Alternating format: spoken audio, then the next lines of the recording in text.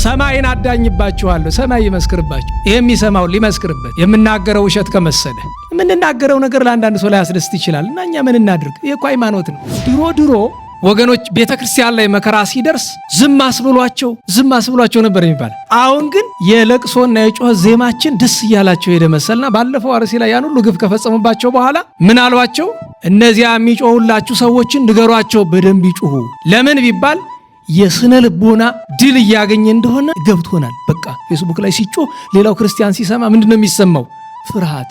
የሆነ ውሻ ስታልፉ ጮህባችሁ ለመጀመሪያ ቀን ያስደነግጣል? አያስደነግጥም? 10 የጮኸ ስታዩት ግን መጮህ ብቻ ነው፣ አይናከስም። ከዛ የውሻው ጮህት ምንድነው የሚሰጣችሁ ትርጉም?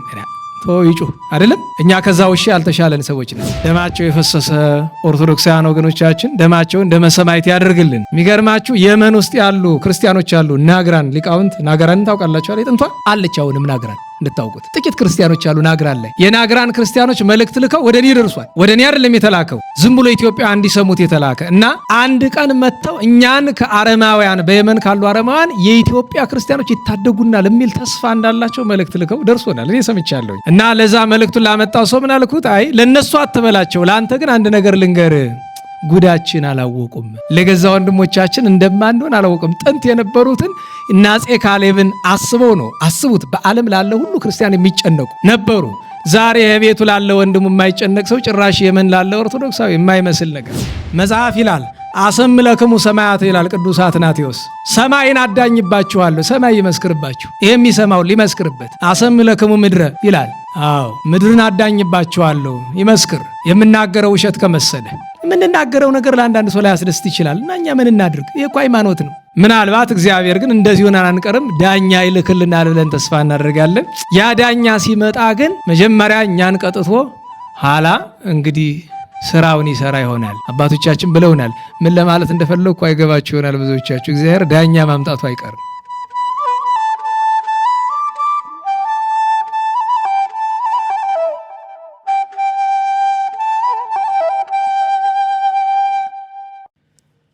በስመ አብ ወወልድ ወመንፈስ ቅዱስ አሐዱ አምላክ። በስመ አብ ወወልድ ወመንፈስ ቅዱስ አሐዱ አምላክ። በስመ አብ ወወልድ ወመንፈስ ቅዱስ አሐዱ አምላክ አሜን። የአባቶቻችን አምላክ የቸርነት ባለቤት ቸሩ እግዚአብሔር ከዚህ ሰዓት ከዚህ ዕለት ያደረሰን ቅዱስ ስሙ የተመሰገነ ይሁን። ሊቃውንት ወንድሞቻችን እህቶቻችን በእግዚአብሔር ሰላምታ እንዴት ሰነበታችሁ? እንዴት ዋላችሁ? ቸርነት፣ ምሕረት፣ ይቅርታ፣ በጎነት የባህሪ ገንዘብ የሆነ አምላካችን መድኃኒታችን ኢየሱስ ክርስቶስ ለአምላክነቱ እንደሚገባ ቅዱስ ክቡር ስሙ የተመሰገነ ይሁን። እመቤታችን ወላዲተ አምላክ ንጽሕት ቅድስት ድንግል ማርያም፣ ቅዱስ መስቀል፣ ቅድስት ቤተ ክርስቲያን፣ ወዳጆቹ ቅዱሳን ሁሉ የተመሰገኑ ይሁኑ። እንኳን አደረሳችሁ። የቅዱሳን ሐዋርያት ሥራ ግብረ ሐዋርያት ምዕራፍ 16 ቁጥር 1 ወደ ደርቤንና ወደ ልስጥራን ከተማም ደረሰ። እነሆም በዚያ የአንዲት ያመነች አይሁዳዊት ልጅ ጢሞቴዎስ የሚባል አንድ ደቀ መዝሙር ነበር። አባቱ ግን አረማዊ ነበረ። በደርቤንና በልስጥራን በኢቆንዮንም ያሉ ወንድሞች ሁሉ ይመሰክሩለት ነበር። ጳውሎስም ከእርሱ ጋር ይዞት ሊሄድ ወደደ። በዚያም አገር ስላሉት አይሁድ ወስዶ ገረዘው። አባቱ አረማዊ እንደነበረ ሁሉም ያውቁ ነበርና። በየከተማውም ሲሄዱ ሐዋርያትና ቀሳውስት በኢየሩሳሌም ያዘዙትን ሥርዓት አስተማሯቸው። አብያተ ክርስቲያናትም በሃይማኖት ጸኑ። ዕለት ዕለትም ቁጥራቸው ይበዛ ነበር። ነገር ግን የእግዚአብሔርን ቃል በእስያ እንዳይናገሩ መንፈስ ቅዱስ ስለከለከላቸው ወደ ፍርግያና ወደ ገላትያ አውራጃ ሄዱ። ሚስያ በደረሱ ጊዜም ወደ ቢታንያ ሊሄዱ ወደዱ። የጌታችን ኢየሱስ መንፈስ ግን አልፈቀደላቸውም። ከሚስያም አልፎ ወደ ጢሮአዳ ወረዱ። ለጳውሎስም በሌሊት አንድ መቄዶንያዊ ሰው ቆሞ ወደ እኛ ወደ መቄዶንያ እለፍና እርዳን እያለ ሲማልደው በራእይ ተገለጸለት። ራእዩንም ባየ ጊዜ ወዲያውኑ ወደ መቄዶንያ ልንሄድ ወደድን፣ ወንጌልን እንሰብክላቸው ዘንድ እግዚአብሔር የሚጠራን መስሎናልና። ከጢሮአዳም ወጥተን ወደ ሰሞትራቄ ገባን። በማግስቱም ናጶሊ ወደምትባለው ሀገር በመርከብ መጣን። ከዚያም ወደ ፊልጵስዩስ ሄድን። ይህችውም የመቄዶንያ ዋና ከተማና የሮም ቅኝ ግዛት ነበረች። በዚያችም አገር ጥቂት ቀን ሰነበትን። በሰንበት ቀንም ከከተማው በር ወደ ባሕሩ ዳር ወጣን። በዚያም የጸሎት ቤት ያለ መስሎን ነበርና በዚያ ተቀምጠን በዚያ ለተሰበሰቡ ሴቶች እናስተምር ጀመርን። በመካከላቸውም ቀይ ሐርን የምትሸጥ ከትሪያጥሮን ሀገር የመጣች እግዚአብሔርን የምትፈራ አንዲት ሴት ነበረች። እግዚአብሔርም ልቡናዋን ከፍቶላት ነበርና ጳውሎስ የሚያስተምረውን ታዳምጥ ነበር። ስሟም ልድያ ይባል ነበር። እርሷም ከቤተሰቦቿ ጋር ተጠመቀች። ለእግዚአብሔር አማኝ ካደረጋችሁኝስ ወደ ቤት የገብታችሁ ደሩ ብላ ማለደችን፣ የግድም አለችን። ስለ ቅዱስ ቃሉ ቸሩ እግዚአብሔር ስሙ የተመሰገነ ይሁን፣ ተመሰገነ ይሁን። እግዚአብሔር ፈቃድ ዛሬ ዕለቱም የሐዋርያ በዓል የቅዱስ ቶማስ በዓል ነውና ሳምንቱም ርደተ መንፈስ ቅዱስ ለቅዱሳን ሐዋርያት የተደረገበትን የምናስብበት ወዲህ የቅዱሳን ሐዋርያት ጦም የገባበት ነውና ዛሬ ስርዓተ ሐዋርያት የሐዋርያት ስርዓት በሚል እንማራለን። ስርዓተ ሐዋርያት የሐዋርያት ስርዓት። እንግዲህ ያነበብነው መጽሐፍ የሐዋርያት ስራ ነው የሚል አይደለም? እንዴት ዋላችሁ? መጽሐፉ ስም ማን ነው? የሐዋርያት ስራ። ርዕሱሳ የሐዋርያት ስርዓት። እንዳይምታታባችሁ ብዬ ነው። ርዕሳችን የሐዋርያት ስራ ሳይሆን ምን ስርዓት፣ ስርዓተ ሐዋርያት ወመሐረዎሙ ስርዓተ ሐዋርያት። የሐዋርያትን ስርዓት እነ ቅዱስ ጳውሎስ እና አብረውት የነበሩ ቅዱሳን ሐዋርያት የሐዋርያትን ስርዓት አስተማሯቸው ይላልና ዛሬ የሐዋርያት ስርዓት የተባለ ምንድን ነው? ሰፊ ነገር ነው፣ ግን በአጭር ለመመልከት እንሞክራለን። በተለይ ከቅዱሳን ሐዋርያት መካከል ስም አጠራሩ የከበረ የጌታችንን መለኮታዊ ጎኑን ለመዳሰስ መንፈስ ቅዱስ የፈቀደለት ቅዱስ ቶማስ ዘህንደኬ ዓመታዊ የዕረፍት የሰማዕትነት በዓሉ ነውና በታሪኩ በገድሉ በትምህርቱ በታምራቱ እናወሳሳዋለን። ጊዜው ዘመኑ ከባድ ነውና በእውነቱ መጀመሪያ ምን መፍትሄ ባንሰጣቸው ሐዘናችንን እንገልጣለን። ይሄ ሁሉ እንዳይመጣ ብዙ ጮኸን ነበረ፣ ይሰማም አልተገኘ እንጂ ግን ዕለት ዕለት ቅዱስ ዳዊት እንደተናገረ በመዝሙር 43 እስመ በእንቲአሁ ይቀትሉነ ኩሎ አሚረ፣ ሁልጊዜ ዘወትር ስለ እርሱ ይገድሉናል። ወኮነ ከመ አባግዕ ዘይጠብሑ፣ እንደሚታረዱ ለፋሲካ ለልደት ለእንቁጣጣሽ በግን ያለ ርኅራኄ እየጎተቱ እንዲያርዱት እኛንም እንዲያ እንደበጉ እንደሚታረደው በግ ተቆጠርነ። ንቃ እግዚኦ ለምንት ትነውም፣ አቤቱ ንቃ ለምን ትተኛለህ ይለዋል። አለመርዳቱን መተኛት መርዳቱን መንቃት ብሎ እንዲህ አለ። ግን ወኮነ ከመ አባግዕ ዘይጠብሑ ባለው እንደሚታረዱ በጎች ተቆጠርነ ባለው ከዚያም ከፋነ በሚል አብነት ይተረጉሟል። እንደ ዘመኑ እንደ ጊዜው። ለምን የፋሲካ የልደት በግ የሚታረድ በዋጋ ተገዝቶ ነው፣ ገንዘብ ወጥቶበት ነው። ወገኖቻችን ግን የሚታረዱ በምድር ያለ ዋጋ ነው፣ በሰማይ ግን ዋጋ አላቸው። ስለ ሃይማኖቱ የተገደለ ሁሉም ሰማዕት ነው። በቀናችሁ ሃይማኖት ቆሞ ስለ ሃይማኖቱ ሲል የተገደለ ሰማዕት ነው። ነገር ግን ሳያስቡት ሳያቅዱት እየመጡባቸው ስለሚፈጇቸው እንኖራለን አለን ሲሉ እየመጡ ደግሞ አባቶቻችን የግድያ ምርራ ያለው ይላሉ። ያገዳደልም በግ እንኳ ሲታረድ አባቶቻችን ስርዓት አለው። እንዳገኘህ ዶሮም በግም እንዳገኘህ አትረደው።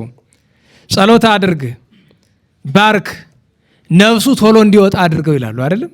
ዶሮም በግም ከብትም ስትሰዋ ነፍሱ ቶሎ እንዲወጣ አድርገው፣ ስቃዩን አታብዛበት። ለምን? መጽሐፍ ጻድቅ ሰው ለእንስሳ ይራራል ተብሏል። እና ሞታችን ዋጋ የሌለበት ያው የምታውቁት ነው። ምንም ብለን መፍትሄ አናመጣም። ምክንያቱም መፍትሄውን እዚህ በፊት ተናግረን የሰማንም ስለሌለ አሁን ይሄ ነው መፍትሄው ያ ነው መፍትሄው አይደለም። ሐዘኔን ብቻ ነው የምገልጥ። አዝነናል፣ ሌላ ነገር የለም። ወደ እግዚአብሔር እናመለክታለን።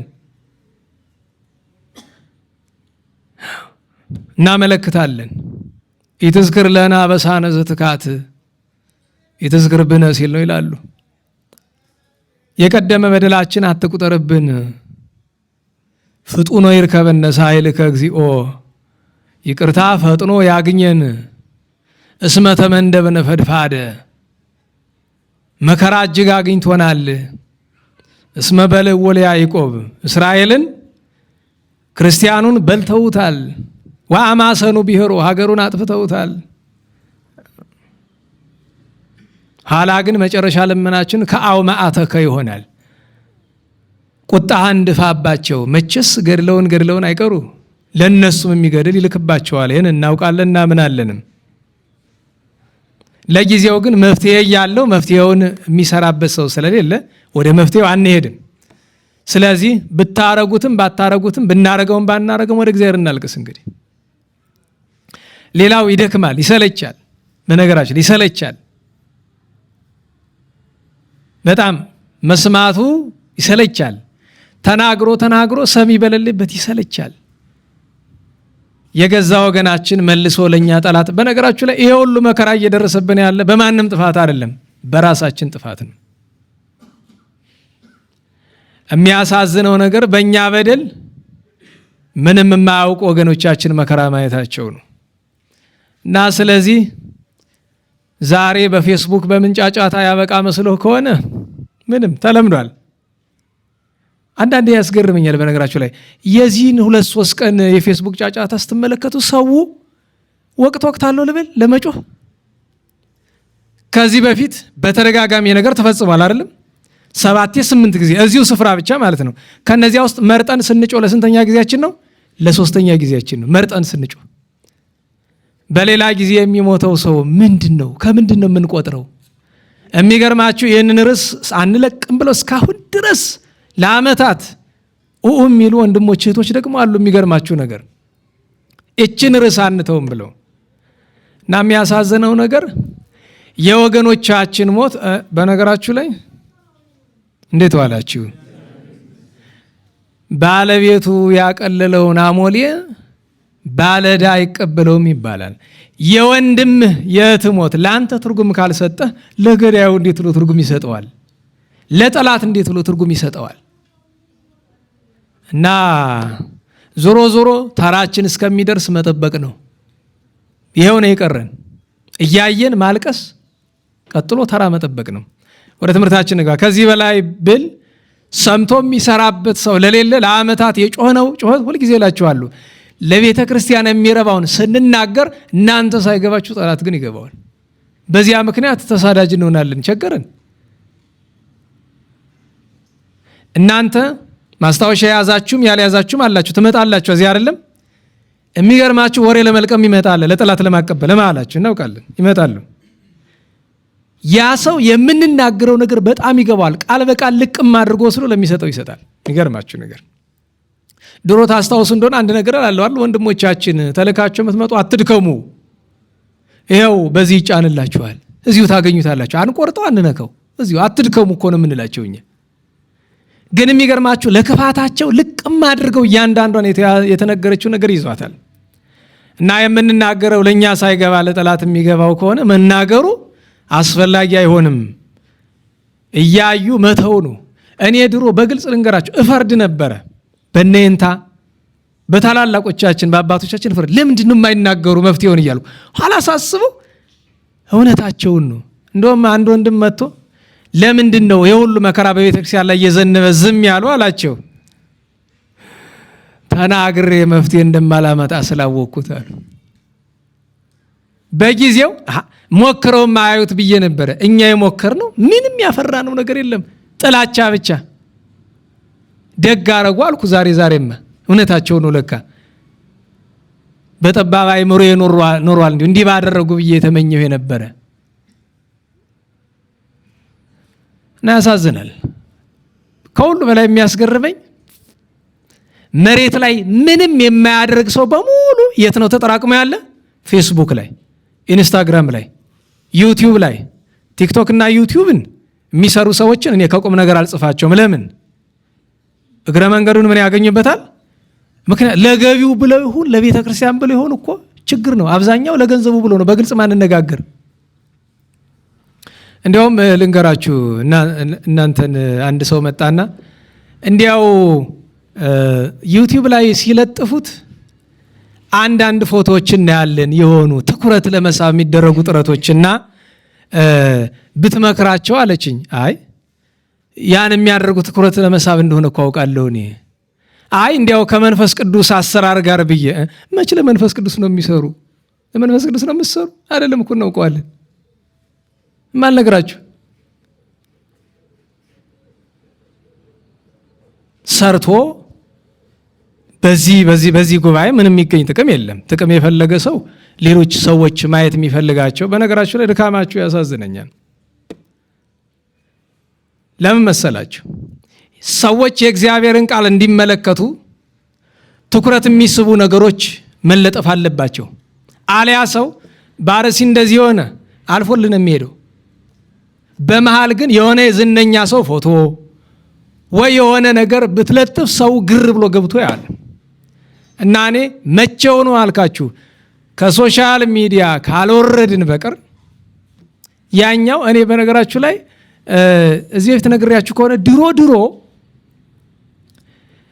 ወገኖች ቤተክርስቲያን ላይ መከራ ሲደርስ ዝም አስብሏቸው ነበር የሚባል። አሁን ግን የለቅሶና የጮህ ዜማችን ደስ እያላቸው ሄደ መሰልና ባለፈው አርሲ ላይ ያን ሁሉ ግፍ ከፈጸሙባቸው በኋላ ምን አሏቸው? እነዚያ የሚጮሁላችሁ ሰዎችን ንገሯቸው በደንብ ይጩሁ። ለምን ቢባል የስነ ልቦና ድል እያገኘን እንደሆነ ገብቶናል። በቃ ፌስቡክ ላይ ሲጮህ ሌላው ክርስቲያን ሲሰማ ምንድነው የሚሰማው? ፍርሃት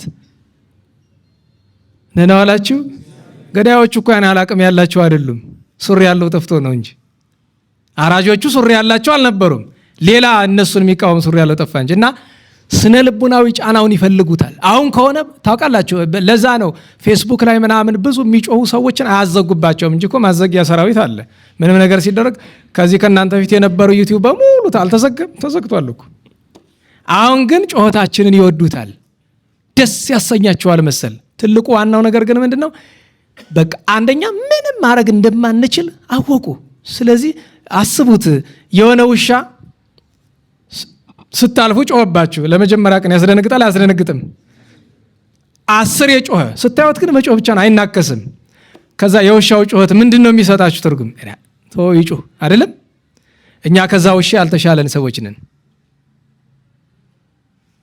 እና እግዚአብሔር አምላካችን ደማቸው የፈሰሰ ኦርቶዶክሳውያን ወገኖቻችን ደማቸውን ደመ ሰማዕት ያደርግልን። ምንም ባናደርግላቸው በሰማይ ክብሩን ይድልልን መድኃኔዓለም።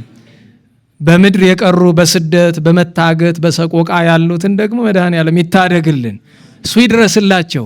የሚገርማችሁ የመን ውስጥ ያሉ ክርስቲያኖች አሉ። ናግራን ሊቃውንት፣ ናግራንን ታውቃላችሁ አይደል? ጥንቷ አለች፣ አሁንም ናግራን እንድታውቁት።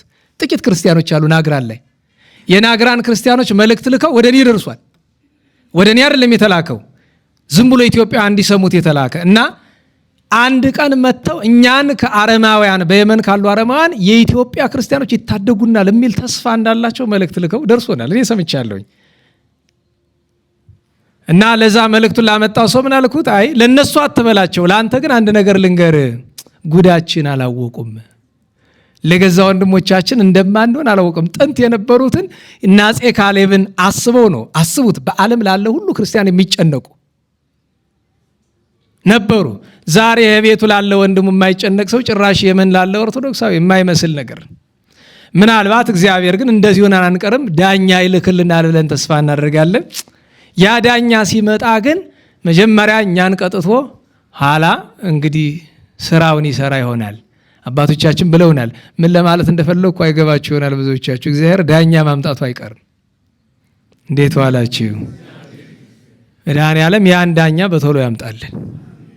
ሌላ ምን እላለሁ? ለሁሉም ትምህርታችን ርዕስ ስርዓተ ሐዋርያት ወመሐረዎሙ ስርዓተ ሐዋርያት፣ የሐዋርያትን ስርዓት አስተማሯቸው ይላል። ታሪኩ ባጭር የሚጀምረው በግብረ ሐዋርያት ምዕራፍ 13 ላይ ነው። ያነበብነው ምዕራፍ 16 ላይ ነው። ርዕሱ ቁጥር 4 ላይ ነው። የቅዱሳን ሐዋርያት ሥራ ምዕራፍ 13 ቁጥር 1 ላይ ስትመለከቱ ቅዱሳን ሐዋርያት ሲጾሙ ሲጸልዩ መንፈስ ቅዱስ ፍልጥዎሙ ሊተ ለበርናባስ ወለሳውል ለግብር ዘፈቀድክዎሙ፣ ለሥራ ፈልጋቸዋለሁና ከእናንተ መካከል ጳውሎስና በርናባስን፣ የዛን ጊዜ ጳውሎስ አልተባለም፣ ሳውልና በርናባስን ለዩልኝ አለ። ጾሙ፣ ጸለዩ፣ እጃቸውን በአንብሮተ እድ ባረኳቸው፣ መረቋቸው፣ ለአገልግሎት ላኳቸው። ከዚያ ተልከው ወርደው በአሕዛብ ባለች ቤተ ክርስቲያን ሲያገለግሉ ቆይተው አንድ ችግር ገጥሟቸው ተመልሰው መጡ። ይህን ችግር የምናገኘው በግብረ ሐዋርያት ምዕራፍ 15 ላይ ነው። በምዕራፍ 15 ላይ በአሕዛብ ባለችው ቤተ ክርስቲያን፣ እንግዲህ በዛ በሐዋርያት ዘመን ቤተ ክርስቲያን አንዲት ስትሆን ግን መጠሪያው ሁለት ነበረ። የቤተ እስራኤል ማለትም ጥንቱኑ ሎሙ ሕግ ወሎሙ ስርዓት ብሎ ቅዱስ ጳውሎስ በሮሜ 9 የተናገረላቸው ከቤተ እስራኤል ከአይሁድ ያመኑት በተለይ 8,000 ቤተሰብ የሚመለከተው እነሱ ምዕመናን ይባላሉ፣ ወይም ቤተ ክርስቲያን ዘቤተ እስራኤል ይሏታል። ሕግ ስርዓት ያልተሰራላቸው፣ እንጨት ጠርበው ደንጊያ አለዝበው ጣዖት ሲያመልኩ የነበሩና ወደ ክርስትና የመጡ ደግሞ ምን ይባላሉ? እናላችሁ ቤተ ክርስቲያን ዘአሕዛብ፣ በአሕዛብ ያለች ቤተ ክርስቲያን ትባላለች።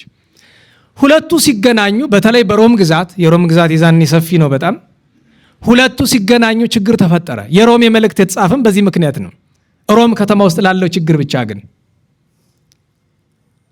አይሁዳውያን ወደ ክርስትና የመጡት አሕዛብ ወደ ክርስትና ሲመጡ በኦሪቱ ስርዓት ነው ማለፍ ያለባቸው የሚል ሕግ መጡ።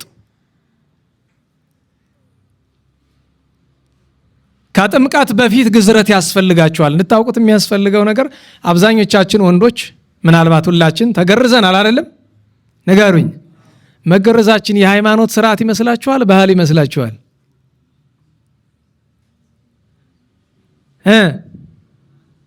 እንዴት ዋላችሁ? የሃይማኖት ስርዓት ነው መገረዝ በአዲስ ኪዳን ወይስ ባህል ነው? ባህል ነው፣ የሃይማኖት ስርዓት አይደለም። ያማ ክደት ይሆንባችኋል። ተው።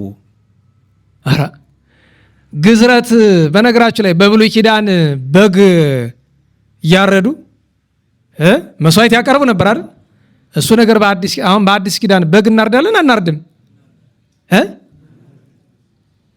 ምንድን ነው ያሉ? እናርዳለን አናርድም? አታርዱም?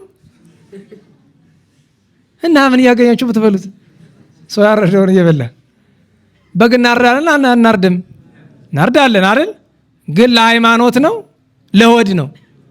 ለሆድ ነው። ገብቷችኋል? ግዝረትም የሚደረግ ለጤና ለባህል ነው እንጂ ለሃይማኖት አይደለም። እንጂ አንድ ሰው አለመገረዝ ከፈለገ መብቱ ነው፣ ማንም አይከለክለውም። ቅዱስ ጳውሎስ ምን አለ? ተገዝሮሂ ይበቁ ወኢ ተገዝሮሂ እያሰልጥ። መገረዝ የሚረባ የሚጠቅመው ነገር የለውም በአዲስ ኪዳን አለ። አለመገረዝም የሚፈጽመው ነገር የለም። ከፈለግ ተገረዝ፣ ካልፈለግ ተወው። ለምን? መገረዝ አለመገረዝ ለእኛ ለጤና ጠቃሚ ሆነ። ለምን?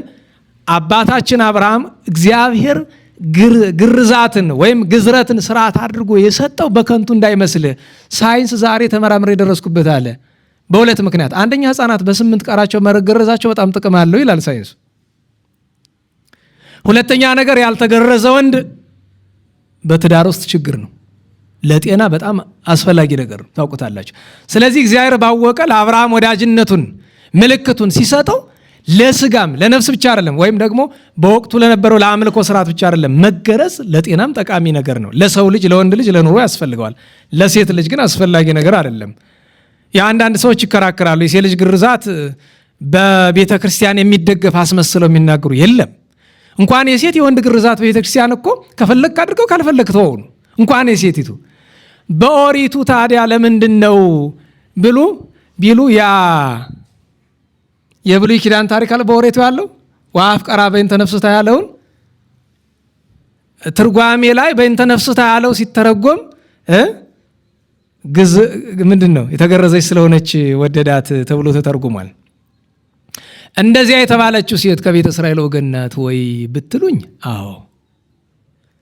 ታዲያ እንዴት ነው እንደዛ ሆና የተገኘችው ይባል? መጀመሪያ እንግዲህ ብዙ ሀተታ ያስፈልገዋል። ሆን ተብሎ ነው ወይስ በስተት ነው? እንግዲህ እችናት መከራከሪያ እዚያ በያዕቆብ እስራኤል ዘመን በነበረው ታሪክ ነው። ለሁሉም ግን በአጠቃላዩ ስለ ብሉይ ምን አጨቃጨቀን? በአዲስ ኪዳን እንኳን የሴት ልጅ የወንድ ልጅ ግርዛትም ግዴታ አይደለም። የሴት ልጅ ግርዛት ፈጽሞ የማይሆን ነገር ነው። ይሄ ዘመኑ ስለከለከለው ምናምን አይደለም። ድሮም አንስቶ እንደዚያ ነው። እኛ ከአባቶቻችን አላገኘ ነው። እሱን ማወቅ ያስፈልገናል። እና በአዲስ ኪዳን የኢትዮጵያ ኦርቶዶክስ ተዋሕዶ ቤተክርስቲያን ካህናት አይታችሁ ከሆነ እንደ ሃይማኖት ስርዓት ነው። ለምሳሌ ሊጠመቅ በአረባ ሲሄድ ወንዱን መጀመሪያ ቸክ የሚያደርጉ መገረዙ ነው አይደል? ካልተገረዘ አናጠምቅም የሚሉ ካህናት ሊገጥሟቸው ይችላሉ። አይነቀፍባቸውም። ነገሩ ሃይማኖት አይደለም። ነገር ግን አባቶቻችን እንዲጠቅም አውቀው አስገዳጅ አድርገውታል። ደህና ዋላችሁ? እንዴት ዋላችሁ? ለሕፃን ልጅ ጡት ማጥባት ይገባል አይገባም? ንገሩኝ። የሃይማኖት ስርዓት ነው እና አንድ ካህን ልጅሽን ግድ ማጥባት አለብሽ ብሎ ቢል ይመሰገናል? ይነቀፋል? ይመሰገናል። እና አባቶቻችን ካህናት ግድ አስገርዙ ማለታቸው ያስመሰግናቸዋል እንጂ አያስነቅፋቸውም። ግን ሕጉን ሃይማኖቱን ወቁት። መገረዝ ሃይማኖታዊ ሕግ በአዲስ ኪዳን አይደለም። እና በዘመነ ሐዋርያት ከቤተ አይሁድ የመጡት እንዲህ እያሉ ያውኩ ነበር። እሱ ብቻ አይደለም፣ ይሄን ብሉ ይሄን አትብሉ እያሉ ብዙ ችግር ነበር። በተለይ ብሉ አትብሉ ዛሬም ድረስ አለ አይደል? እንድታውቁት የሚያስፈልገው ነገር የኢትዮጵያ ኦርቶዶክስ ተዋሕዶ ቤተክርስቲያን ብሉ አትብሉ የሚል ስርዓት አላት። ይህን ማወቅ አለባችሁ። እንዴት ዋላችሁ? ለምን ብትሉ ቅድም ብያቸዋል። የኢትዮጵያ ኦርቶዶክስ ተዋሕዶ ቤተክርስቲያን አባቶቻችን ከብሉይ ኪዳን የሚጠቅመውን አምጥተዋል። ጌታችን ግድ እለፍ ያለውን ትተውታል። ግድ እለፍ ያለው አለ። ለምሳሌ መስዋዕተ ኦሪት አልፏል። በአዲስ ኪዳን አይደረግም። ለወዳችን ነው እንጂ አርደን የምንበላ። በአዲስ ኪዳን መስዋዕተ ኦሪት የለም። ሌሎችም ስርዓታት አሉ በብሉይ የነበሩ ወደ አዲስ ኪዳን ያልመጡ። ወደ አዲስ ኪዳን ከመጡት መካከል በጣም ትልቁን ስፍራ የሚይዙት 10ቱ ትእዛዛት ናቸው። እንዴት ዋላችሁ? አትስረቅ የብሉይ ኪዳን ሕግ ነው አይደለም? ዛሬ አለ የለም? አትግደል የብሉይ ኪዳን ነው። ዛሬ አለ የለም? አለ። 10ቱ ትእዛዛት ሳይሸራረፉ መጥተዋል። ቅዳሜን ማክበር የመጣ በዛ ምክንያት ነው እንድታውቁት። ሁለተኛው አብሮ የመጣ 10ቱ ትእዛዛት የተጻፉበት ምንድን ነው? አረ በሞቴ ምን አላችሁ እናንተ ገና? እስቲ በሞቴ አብራችሁኝ በሉ። ሀ በሉ እስቲ። ግዕዝ፣ ሆ ካዕብ፣ ሄ ሳልስ። እንደዚህ እናስቆጥር። 10ቱ ትእዛዛት የት ነው የተጻፉት? ጽላተ ኪዳን ላይ። ጽላት ታቦት አይደለም? እና ታዲያ ታቦቱን ጽላቱን ትተን ቃሉን ብቻ ባዶን እናምጣው እንዴ? ስለዚህ የኢትዮጵያ ኦርቶዶክስ ተዋሕዶ ቤተክርስቲያን ምን አላት? ጽላት አላት። ግን እንደ ወትሮ 10ቱ ትእዛዛት ሳይሆን የሚጻፉበት ሌላ ነገር ነው። እንድታውቁት የሚያስፈልገው ነገር እኮ እንደኛ አይደለም ነው እንጂ እኮ ግብጾችም ካቶሊኮችም ምስራቅ ኦርቶዶክሶችም እኮ መስዋዕት የሚሰውበት አልታር የሚሉት ነገር አላቸው። ስጋ ወደው የሚፈትቱበት ማለት ነው። ለሁሉም የብሉ አትብሉ ስርዓት እንድታውቁት የሚያስፈልገው ነገር አባቶቻችን ምን ነው በቅዱስ ጳውሎስም በመልእክቱ እዚህም በግብረ ሐዋርያት ላይ ስርዓት ሲናገር ምን ነው ብሉ አትብሉ ብላችሁ አትከልክሉ፣ በአዲስ ኪዳን የተከለከለ ምግብ የለም አለሳ ብትሉኝ ስለ ሁለት ነገር መልስላችኋለሁ። አንደኛው ቅዱስ ጳውሎስ ስለ መብላት ስላለ መብላት ስለ ኦሪት ስርዓት ማለፍ ከተነጋገረ በኋላ በገላትያ ላይ ቅዱስ ጴጥሮስ ጋር ያከራከራቸው ነገር የመብል ጉዳይ አይደለም። ቅዱሳን ሐዋርያት የመብል ስርዓትን ይጠብቁ ነበር አልነበረም? ነበረ። በሐዋርያት ሥራ ምዕራፍ 10 ላይ የቆርኔሌዎስን ታሪክ ታውቃላችሁ አይደለም? ቆርኔሌዎስ ከመጠመቁ በፊት ቅዱስ ጴጥሮስ በናይሰ ኢዮጴ እያለ ከሰማይ ምን ሲወርድ አየ? በአራት ማዕዘን የተያዘች መጋረጃ መንጦላይት አይደለም? እዚያ ውስጥ የእንስሳት፣ የአራዊት፣ የአዕዋፍ ስዕል ተስሏል። ተንስ ጴጥሮስ ተነስ ህርድ ዘንተ ወብላ እያለ ወደ ምን ያሳያል? ወደ አሳማ ወደ እሪያ ያሳየዋል። ቅዱስ ጴጥሮስ ምን አለ? ግሙራ ኢቦአ ርኩስ ውስተ አፉዬ። እንዴት ዋላችሁ? ቅዱስ ጴጥሮስ እንደዚህ ሲል መንፈስ ቅዱስ አልወረደለትም? ንገሩኝ። ጌታችን አልተነሳም? አላረገም? ቅዱስ ጴጥሮስ ለምን እንደዛ ያለ ይመስላል? ይሄንን እኮ እየተናገረው ያለ ጌታ ማረጉን በግብረ ሐዋርያት ምዕራፍ 1 ላይ ነግሮን፣ መንፈስ ቅዱስ መሮድን በምዕራፍ 2 ላይ ነግሮን፣ በምዕራፍ 3 በምዕራፍ 4 በምዕራፍ 5 ጀምሮ ስብከቱን፣ ትምህርቱን፣ ታምራቱን ነግሮን፣ በምዕራፍ 6 የዲያቆናትን ምርጫ ነግሮን፣ በምዕራፍ 7 የቅዱስ እስጢፋኖስን ስብከትና ሰማዕትነት ነግሮን፣ በምዕራፍ 8 ተበትነው አስተማሩ፣ በምዕራፍ 9 ቅዱስ ጳውሎስ አመነ ብሎን እኮ ነው ምዕራፍ 10 ላይ ማለትም ጌታችን መድኃኒታችን ኢየሱስ ክርስቶስ ባረገ በ9ኛው ዓመት እኮ ነው ይሄን መጋረጃ ይሄን ራእይ የተመለከተ ቅዱስ ጴጥሮስ። ታዲያ ትምህርቱ ምንድነው ከተባለ በሚበላ በማይበላ ጉዳይ ላይ አንድ ግብፃዊ፣ አንድ ሮማዊ፣ አንድ ቁስጥንጥንያዊ ክርስቲያን የፈለገውን ቢበላ ይነቀፋል አይነቀፍም? አይነቀፍም። ለምን? ብሉይን አያውቀውም፣ አልኖረበትም። ቤተ እስራኤልና ኢትዮጵያውያን ግን ወደ ክርስትና ስንመጣ ብሉ አትብሉ የሚለውን ብንጠብቀው ምን ጸያፍ አለው? መጀመሪያ እስኪ ንገሩኝ፣ ከሃይማኖት ጋር ምን ያጣለን? እንዴት ዋላችሁ? ድምፅ ማጓው የውሸት ስለሆነ በጣም እየጮህኩ ነውና መሀል ላይ እንዳናቋርጥ ብላችሁ እያዳመጣችሁ እየመለሳችሁ ብዙ እንዳንዳረቅ ብዬ ነው። ሀገዙ ካይብ አልላችሁም። ሁለተኛ እንዴት ዋላችሁ? የሚበላና የማይበላ መጀመሪያ በብሉይ ኪዳን ጌታችን ለቤተ እስራኤል ያላቸው ሎቱ ስብሐት ተመቅኝቶ ነው? ንገሩኝ። ለጋስ ቸር አምላክ እኮ ነው። ለምን ቢሉ እንዳይረባ እንዳይጠቅም አውቆ ሊበሉ የሚገባቸውን መርጦ የሰጣቸው አባቶቻችን ያን ስርዓት ይዘነው ብንኖር የሚያስነውር መቼ ነው? ሌሎቹን ሂደን። በነገራችሁ ላይ እንዴት ዋላችሁ? በሐዋርያት ዘመን የነበሩ አይሁድ የተነቀፉ አሕዛብን ብሉ አትብሉ ብሎ ስለተጨቃጨቁ ነው እንጂ ራሳቸው አንበላም ስላለ የተነቀፈ ታውቃላችሁ? ንገሩኝ። ቅዱስ ጴጥሮስን ዘእግዚአብሔር አንጻ አንተ ኢታስተራኩስ፣ እግዚአብሔር አንጽቶ የፈጠረውን አንተ አታርክስ ብሎ አለው እንጂ ያለውም ሲተረጎም ስለ ሪያ ነው የሚተረጎም። ሪያ ያለው እኮ ቆርኔሌዎስን ነው።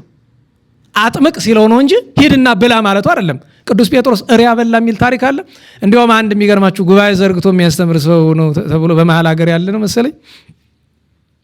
ያው ውጭ ሀገር ምናምን ይዞራልና ያው ጥያቄ ይጠይቁታል በዚህ ጉዳይ ላይ።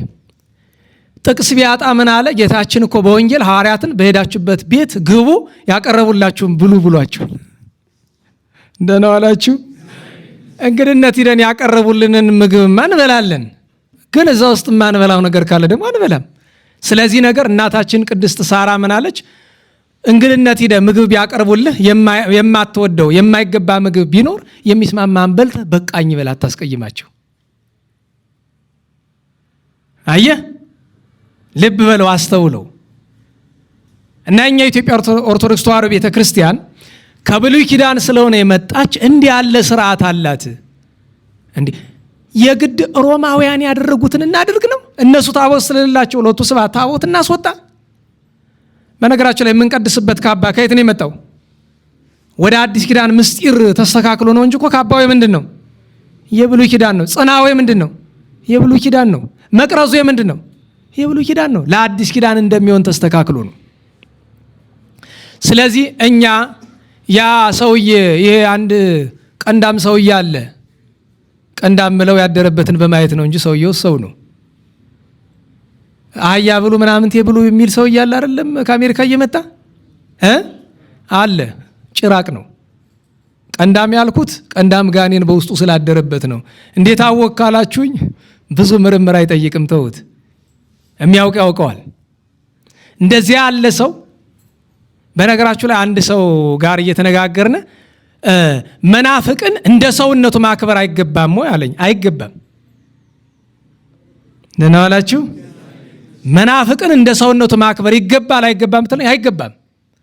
ለመናፍቅ የሚገባ ምንድን ነው ከተባለ ጠላት ቢራብ አብላው፣ ቢጠማ ተናገሩ አጠጣው። ይሄ ነው የሚገባ። ውደደው ማለት ነው። አፍቅሩ ጸላእተክሙ ማለት ይሄ ነው። ጠላቶቻችሁን ውደዱ። ልወደው ይገባኛል፣ ላከብረው ግን አልችልም። እንዴት ዋላችሁ? እግዚአብሔርን አስቡት እስቲ። ቀለል ባለ ጥያቄ ልመስልላችሁ። አርዮስ የሚባል መናፍቅ ታውቃላችሁ አይደለም? በታሪክ ንገሩኝ። አርዮስን ማክበር ይገባል? ንገረኝ። ንስጥሮስን ማክበር ይገባል? መናፍቅን ማክበር አይገባም። ምን ብዬ አከብረዋለሁ? ነገር ግን የመንግስት ሰራተኛ ከሆንኩ አገልግሎት ፈልጎ ቢመጣ እንደ ማንኛውም ሰው እኩል አገለግለዋለሁ አይደል? እንዴት ዋላችሁ? ራበኝ ቢለኝ እሰጠዋለሁ። ጠማኝ ቢለኝ፣ ታረዝኩ ቢለኝ ካለኝ እሰጠዋለሁ። ላከብረው ግን አልችልም። ሰው ምን ይላል? እንደ ሰውነቱ የፈጠረውን እግዚአብሔር ክዶ። ይህንን አሁን እችን ቪዲዮ ደግሞ ቆርጠው ይወስዱና ያው እንዲህ አለ። ቆርጠው ሰደው ከፈለክ እኔ ምን አገባኝ? የሚገርማችሁ ነገር በመጽሐፍ ጠቢቡ ምን አለ? ኢታትት ርእሰከ ለብሲ አብድ። አከበርኩ ብለህ ለሰነፍ ሰው አብድ ያለው መናፍቅ ከሃዲ ተብሎ ይተረጎማል። አብዳንስ አንትሙ እለ ይተአምርዎ ለእግዚአብሔር ይላል ገድለ አቡነ አብየ ጊዜ ጻድቁ ሲያስተምሯቸው እግዚአብሔርን የማያውቅ ሰነፍ ይባላል። ለምን? ይብል አብድ በልቡ ምን አምጣው አልቦ እግዚአብሔር። ሰነፍ በልቡ ማን የለም ይላል። ናው እና እግዚአብሔር የለም እያለ እንዳከብረው ትጠብቀኛለህ? ነገሩ ኮንትራዲክት አያደርግም። ልብ ብላችሁ ተመልከቱት። መውደድ ግዴታ ነው። ማክበር ግን አንድም ጥቅስ አታመጣልኝም። መናፍቅን እግዚአብሔርን የሚሳደብ እመቤታችን ላቲ ስብሐት ሎቱ ስብሐት የሚሳደብ ቅዱሳንን የሚሳደብ ስርዓተ ቤተክርስቲያንን የሚነቅፍን መናፍቅ ከሃዲ አክብረው ውደደው የሚለኝ አለ። ለምን? ጠላትን ውደድ። እስኪ ጥያቄ ልጠይቃችሁ። ጠላቶቻችሁን ውደዱ ተብለናል አይደል? ንገሩኝ። ለምንድን ነው ጠላት የሚለው? መች እንጠላዋለን? አትጥሉ ተብለን የለ። ውደዱ ከተባለ ለምን ጠላት ይባላል? እስቲ ይህን ጥያቄ መልስልኝ። ለምን ጠላት ይለዋል? ጠላትነቱ ለማን ስለሆነ ነው? ንገረኝ። እግዚአብሔርን ስለሚጠላ ነው ጠላት የተባለ። አንተን የሚጠላ አይደለም ጠላት ማለት። ማንን የሚጠላ ነው? እግዚአብሔርና የእግዚአብሔርን የሚጠላ ነው። ሁለተኛ ነገር አንተንም ሲጠላ አንተ ባጠላው እሱ ስለሚጠላ ጸላኢ አለ። ጸላኢ ያለው እኮ ጠላት ሳይሆን በጥሬው ምን ይሻላል? የሚጠላ አይደል? ጸላኢ ጠላት ከማለት ምንኛው ይቀላል? የሚጠላ። አንድም ታጠብቀውና እስኪያጠብቀው የሚጠላ የሚለውን ኧረ እንደው በሞቴ ባካችሁ አትስነፉ። የሚጠላ አንተ የምጠላው ማለት አይደለም፣ ግብሩ የሚጠላ። ለምሳሌ ዮሐንስን ፍቁር ይለዋል አይደለም? የሚወደድ ምኑን መንገር ነው? ግብሩን መንገር። የሚወደድ ይሁዳን የሚጠላ ምኑ? ግብሩ። ሰውን ሰውነቱን መጥላት አይቻልም፣ አለማክበር ግን ይችላሉ። ገብቷችኋል? ለቅዱሳን ነው ክብር የሚገባ፣ ለአማኝ ነው ክብር የሚገባ። እንዳልኳችሁ በሌላ በስጋዊ ደረጃ ያለውን ክብር በሙሉ አንነሳው። በስጋዊ ደረጃ በመንፈሳዊ ክብር ግን ለመናፍቅ የለውም። እና ሰውዬ አህያ ብሉ ጅብ ብሉ ይላል። ካማረው ራሱ ይብላ የፈለገውን። አንድ ጊዜ ተዋን እበላለሁ ብሎ መግለጫ ሰጥቶ ያውቃል። ብላ እንኳን ተዋን አትያዝም እንጂ ቁንጫዋን ተከታተል ብላ። እንዲያውም መቃብር ታስቸግሮናል፣ ናና ውሰድልን እባክህ፣ ሰብስበው ውሰድልን፣ ተዋኑንም ቁንጫውንም ውሰድና ብላልን እባክህ። ጳጳስ ብሎ አስቀምጦታል። ይሄን ጭራቅ ሰውዬ ማለት ነው። ሲያቀረሽ መድኃኒታችን ላይ ሲያቀረሽ፣ እመቤታችን ላይ ሲያቀረሽ የሚውል ማለት ነው። ቅዱሳንን ማቃለል ሙያ አድርጎ የያዘ የእድሜ ዘመን ክፉ ሰው መናፍቅ ነው። ነገርን አምቶት ነው ስለ ሰውየው ለመናገር አለ። አሁንም የቅዱስ ሲኖዶስ ስብሰባ በኖረ ጊዜ ይመጣና ቆሻሻ እየደፋ ነው የሚሄድ። ሁልጊዜ በግንቦትም በጥቅምትም እየመጣ እየደፋ ነው የሚሄድ። ያያችሁ አይታችሁት ይሆናል። ለሁሉም የእኛ ቤተ ክርስቲያን ከብሉይ ኪዳን የሚጠቅመንን ነገር የማያስነቅፈንን ነገር አመታልናለች ነው።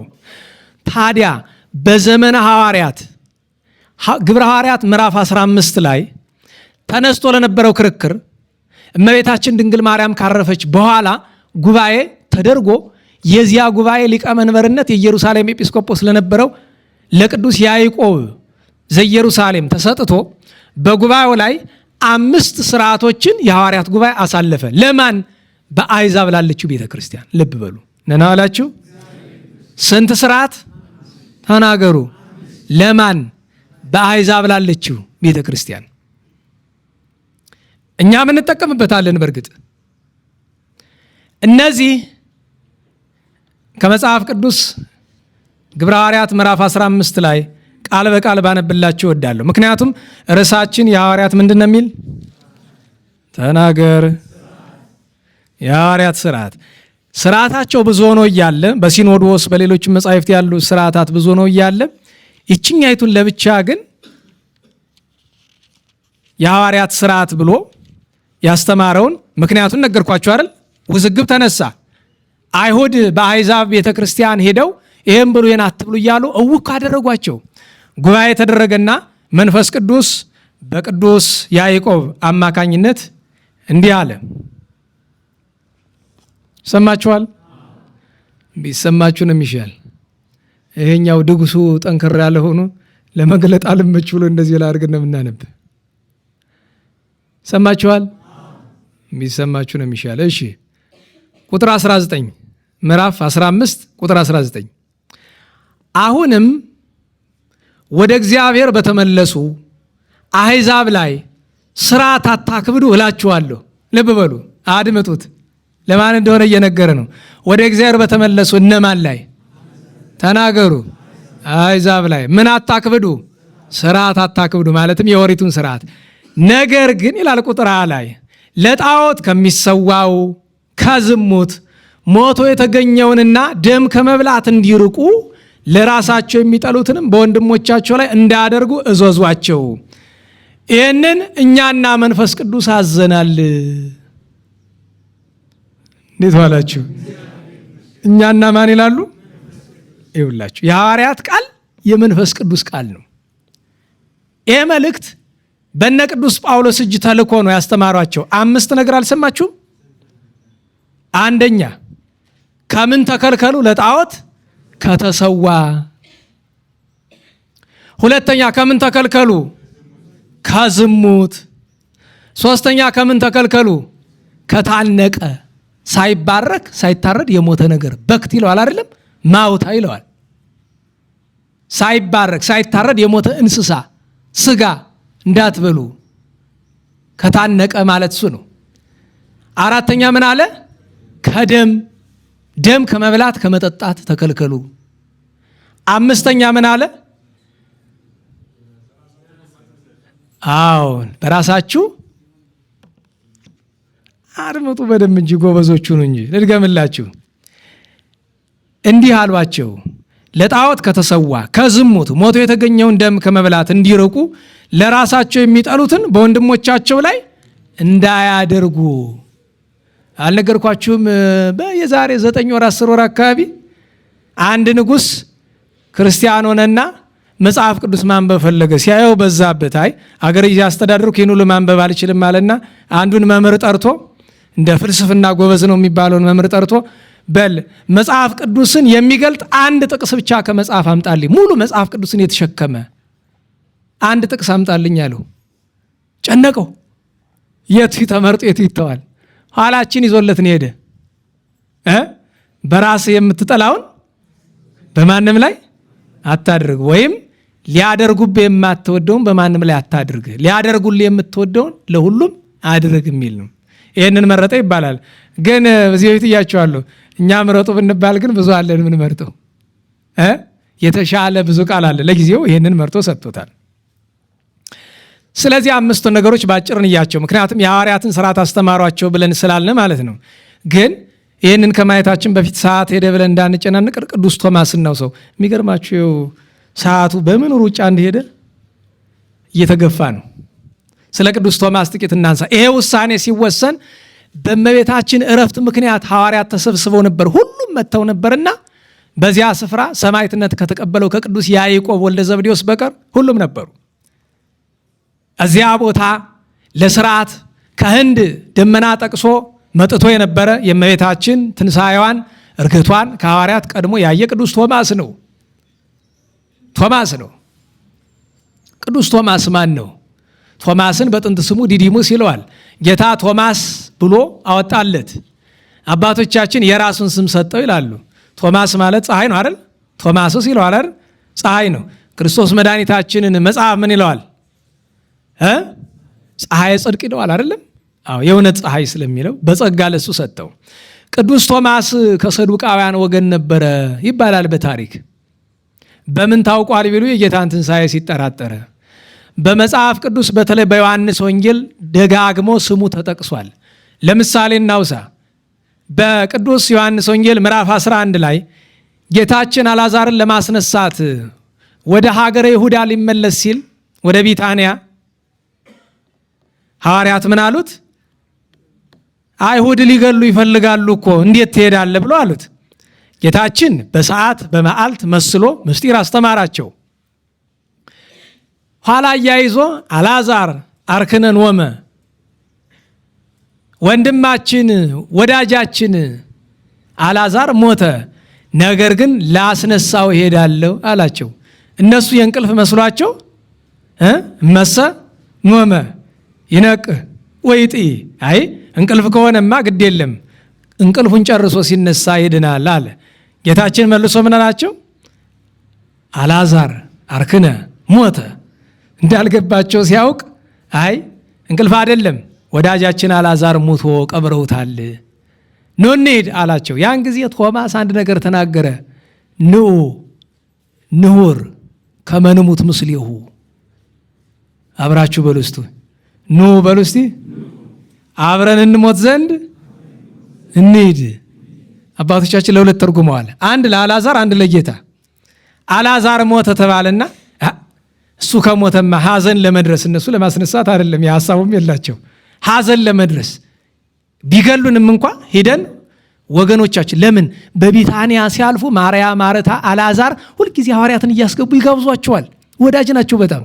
ስለዚህ የወዳጃችንን ሐዘን ሳንደርስ መቅረት የለብንም። አንድም ወደ ዋናው ምስጢር መጥቶ ኑ ከጌታችን ጋር ሄደን እንሙት።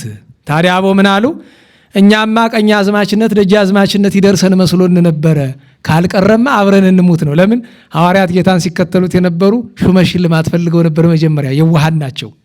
የእነሱ ችግርም አይደለም። በእስራኤል ትውፊት ምን ይባላል? ክርስቶስ ሲመጣ ነግሶ እስራኤልን በዓለም አንደኛ ሀገር ያረጋታል ምናምን እንደዛ የዳዊት መንግስት መልሶ ይመሰረታል ብሎ ያስባሉ። ግን የዳዊትን መንግስት ጌታችን አጽንቶ ሰማያዊ ያደረገው እንጂ ምድራዊ መንግስት እንኳን ለክርስቶስ ለሰውም አይረባውም።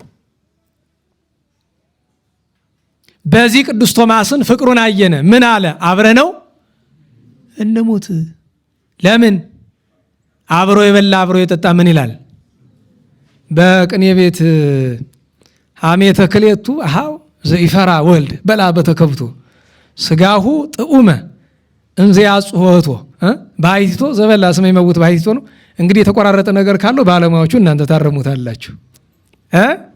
የሁለት ወንድሞችን ሐሜት ያልፈራ ልጅ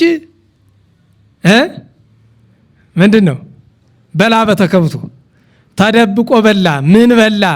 ስጋው ጥዑመ ጣፋጭ ስጋ እንዘ ያጽሆቶ ደግሞ በሩን ዘግቶ ባይቲቶ ዘበላ ስመ ይመውት ባይቲቶ ብቻውን የበላ እኔ ምስጢሩ እኮ ይገርመኛል አይደል? ክሌቱ አሃው አብ መንፈስ ቅዱስ ወልድ ወልደ እግዚአብሔር በላ ባይቲቶ መባሉ ስጋ የተዋሃደ ሰው የሆነ እሱ ብቻ ስለሆነ ስጋው ጥዑም አለ። የእመቤታችን የድንግል ማርያምን ንጽህና መንገር ነው። እንዘ ያጽሆቶ አለ ማኅተመ ድንግልናን መንገር ነው አይደለም? ባይቲቶ ዘበላ አለ ስጋ የተዋሃደ እሱ ብቻ ስለሆነ አብና መንፈስ ቅዱስ ሞቱ ይባላል? ንገሩኝ።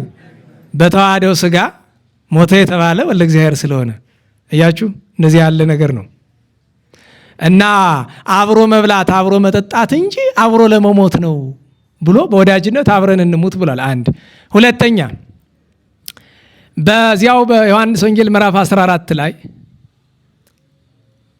ጌታችን ወደ ሰማይ እንደሚሄድ ስለ ጎዳናው ስለምኑ ሲያስተምራቸው የምትሄድበትን ያላወቅነ ጎዳናውን እንዴት ነው የምናውቀው? በእፎ እንከርና አምር ፍኖቶ ዘኢና አምር ሀበት ሐውር የምትሄድበትን አናውቅ ጎዳናውን እንዴት እናውቀዋለን ብሎ ሲል ጌታችን ግሩም መልስ መለሰለት። ምን የሚል? አነ ውእቱ ፍኖተ ጽድቅ ወሕይወት፣ የእውነት የሕይወት መንገድ ጎዳና ማነኝ አለ? እኔ ነኝ። አልቦ ዘይመጽእ ሀበ አብ ዘእንበለ እንተ ኀቤየ። ይችን መናፍቅ እንተ ኀቤየን ጠመም አድርጎ በእኔ በቀር የምትለው መናፍቅ ምን ያደርጋታል? ከእኔ በቀር እንተ ኀቤየ ነው ያለ። እንተ ኀቤየ በእኔ አምላክነት፣ በእኔ እግዚአብሔርነት፣ በእኔ ፈራጅነት ሳያምን፣ በእኔ አዳኝነት ሳያምን ወደ አብ ከቶሆኑ መድረስ የሚቻለው የለም። አብ ወልድን ያላመነ አብን አያምንምና ይችን መልስ የሰጠ ለቅዱስ ቶማስ ነው። ከዚያ እንደገና አልፍ ብሎ በዮሐንስ ወንጌል በምዕራፍ 20 ላይ የጌታችን ትንሣኤ በተገለጠ ጊዜ 10 ደቀ መዛሙርት ትንሣኤውን ሲመለከቱ ከሌሎቹ ጋር ነው። እርሱ ግን አልነበረምና መጥቶ አረ ሬናሁ ለእግዚእነ ጌታችን አየነው ከሞት ተነስተዋል አሉት። አረ እኔ አለ እጁን እግሩን ጎኑን ካልዳሰስኩ ችንካሩ የገባበትን ምልክት ካላየው እያምን አላምንም አለ። ያን ጊዜ በሳምንቱ የአግቦተ ግብር የዳግም ትንሣኤ ጌታችን ተገልጦ ሰላም ለክሙ ቸራላችሁ አስታረቅኳችሁ ካለ በኋላ ቶማስ ና እጄን እግሬን ጎኔን ዳስ ተመልከት፣ ኢትኩና ፋቄ ተጠራጣሪ ተናገር፣ አላ እመን። ምን አይነት ሰው ሁን? ያመንኩን እመን ብሎ አለው። ያን ጊዜ የቶማስ ንግግር ለእኛ እምነታችን ናት እንድታውቁት። የእምነታችን መሰረት ከማቴዎስ ወንጌል ቅዱስ ጴጥሮስ የተናገረው አንተ ውእቱ ክርስቶስ ወልደ እግዚአብሔር ያው፣ ከዮሐንስ ወንጌል ቅዱስ ቶማስ ጌታችንን ጎኑን ሲዳሰው የጌታችን እንግዲህ መለኮት የተዋሃደው አምላክ ወሰብ እግዚ ወገብር ነውና ሲነካው ተቃጠለ። ያን ጊዜ ምን አለ? እግዚኤ ወአምላኬ፣ ጌታዬ አምላኬም። አየው። ታዲያ መናፍቅ አምላኬን አይወዳትም፣ ጌታ ኢየሱስ ይላል። ጌታ አምላኬ ነው የሚባል። ጌታችን አምላካችን ምን ልኮ ፈጠራ እንዳይመስለኛ፣ ጌታችን አምላካችን መድኃኒታችን ኢየሱስ ክርስቶስ ነው የምንለው። አምላኬ። አዎ ጌታማ ያምታታል ነናላችሁ። ሐዋርያትም ጌቶች ተብለዋል። ባለስልጣን ሂደህ እንዲቀጥርህ እንዲ አንዳንድ ነገር እንዲያደርግ ጌታ የትል የለ። አዎ አምላኬ ግን የሚባል አለ ከክርስቶስ በቀር ከእግዚአብሔር በቀር የሚባል አለ? አዎ ጌታችንን አምላካችን ኢየሱስ ክርስቶስ እንለዋለን። አምላካችን ይህንን አለ። ኋላ ግን እግዚአብሔር ያችን እጁን ስለነካች ልዩ ጸጋ ሰጠው። መታደል ነው። ኋላ ሐዋርያት መንፈስ ቅዱስን ተቀብለው ዕጣ ሲጣጣሉ ለሱ ምን ይደርሰዋል? ህንደኬ። ህንደኬ ሲባል ሰፊ ግዛት ነው። እንድታውቀው የኢትዮጵያ ግዛትን የነበረ ግማሹ ህንደኬ ማለት የዛሬው ህንድ እኔ አይደለሁም ይሄን የምነግርህ። በህንድ ውስጥ ያሉ ታሪክ አዋቂዎች ፕሮፌሰሮች አሉ። ደቡብ ህንድ በኢትዮጵያ ይገዛ እንደነበረ የሚናገሩ። የኛን ሀገር ታሪክ ተረት ነው የምትለኝ ከሆነ ሂድና የህንዱን ፕሮፌሰር ጠይቀው ይነግራል። እንዴት ዋላችሁ? ህንድን ታውቋታላችሁ አይደለም?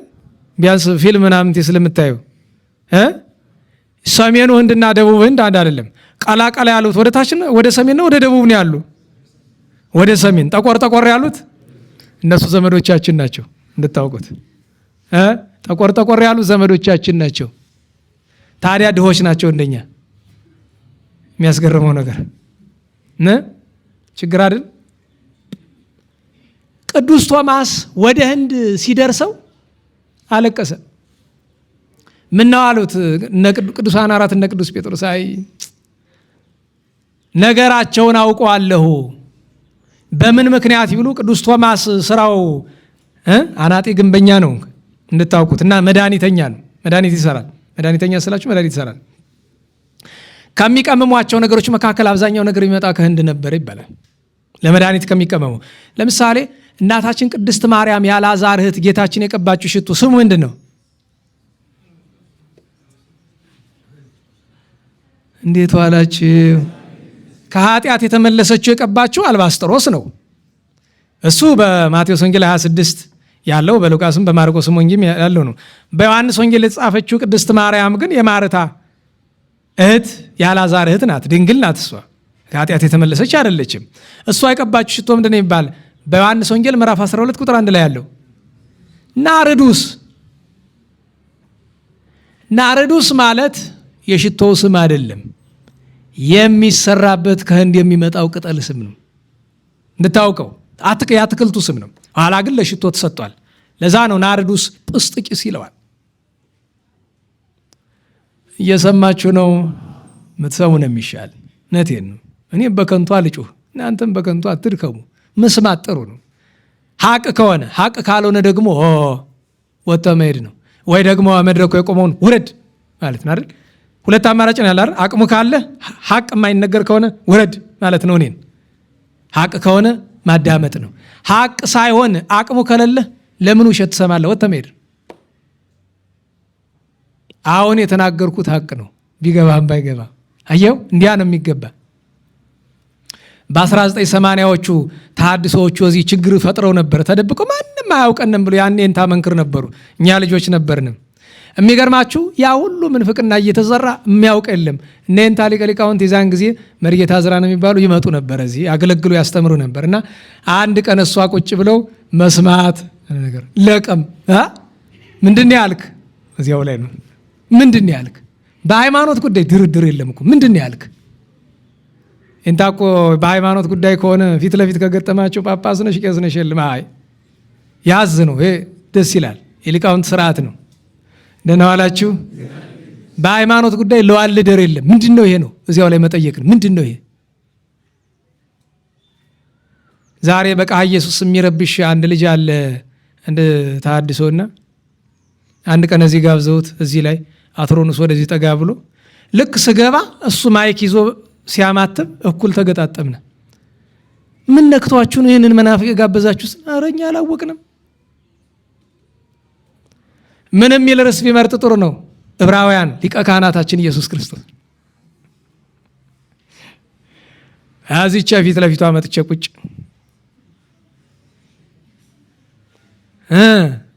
የት ደርስ በል እንጂ እስቲ እንስማ። ሊቀ ካህናት ብላ አንስተሃል። ምን ብለህ ልተረጉም? የሆነ ነገር ብሎ የማይገናኝ ነገር ይልና ኢየሱስ ክርስቶስ ግን እግዚአብሔር ነው ይላል። አዎ እውነት ነው።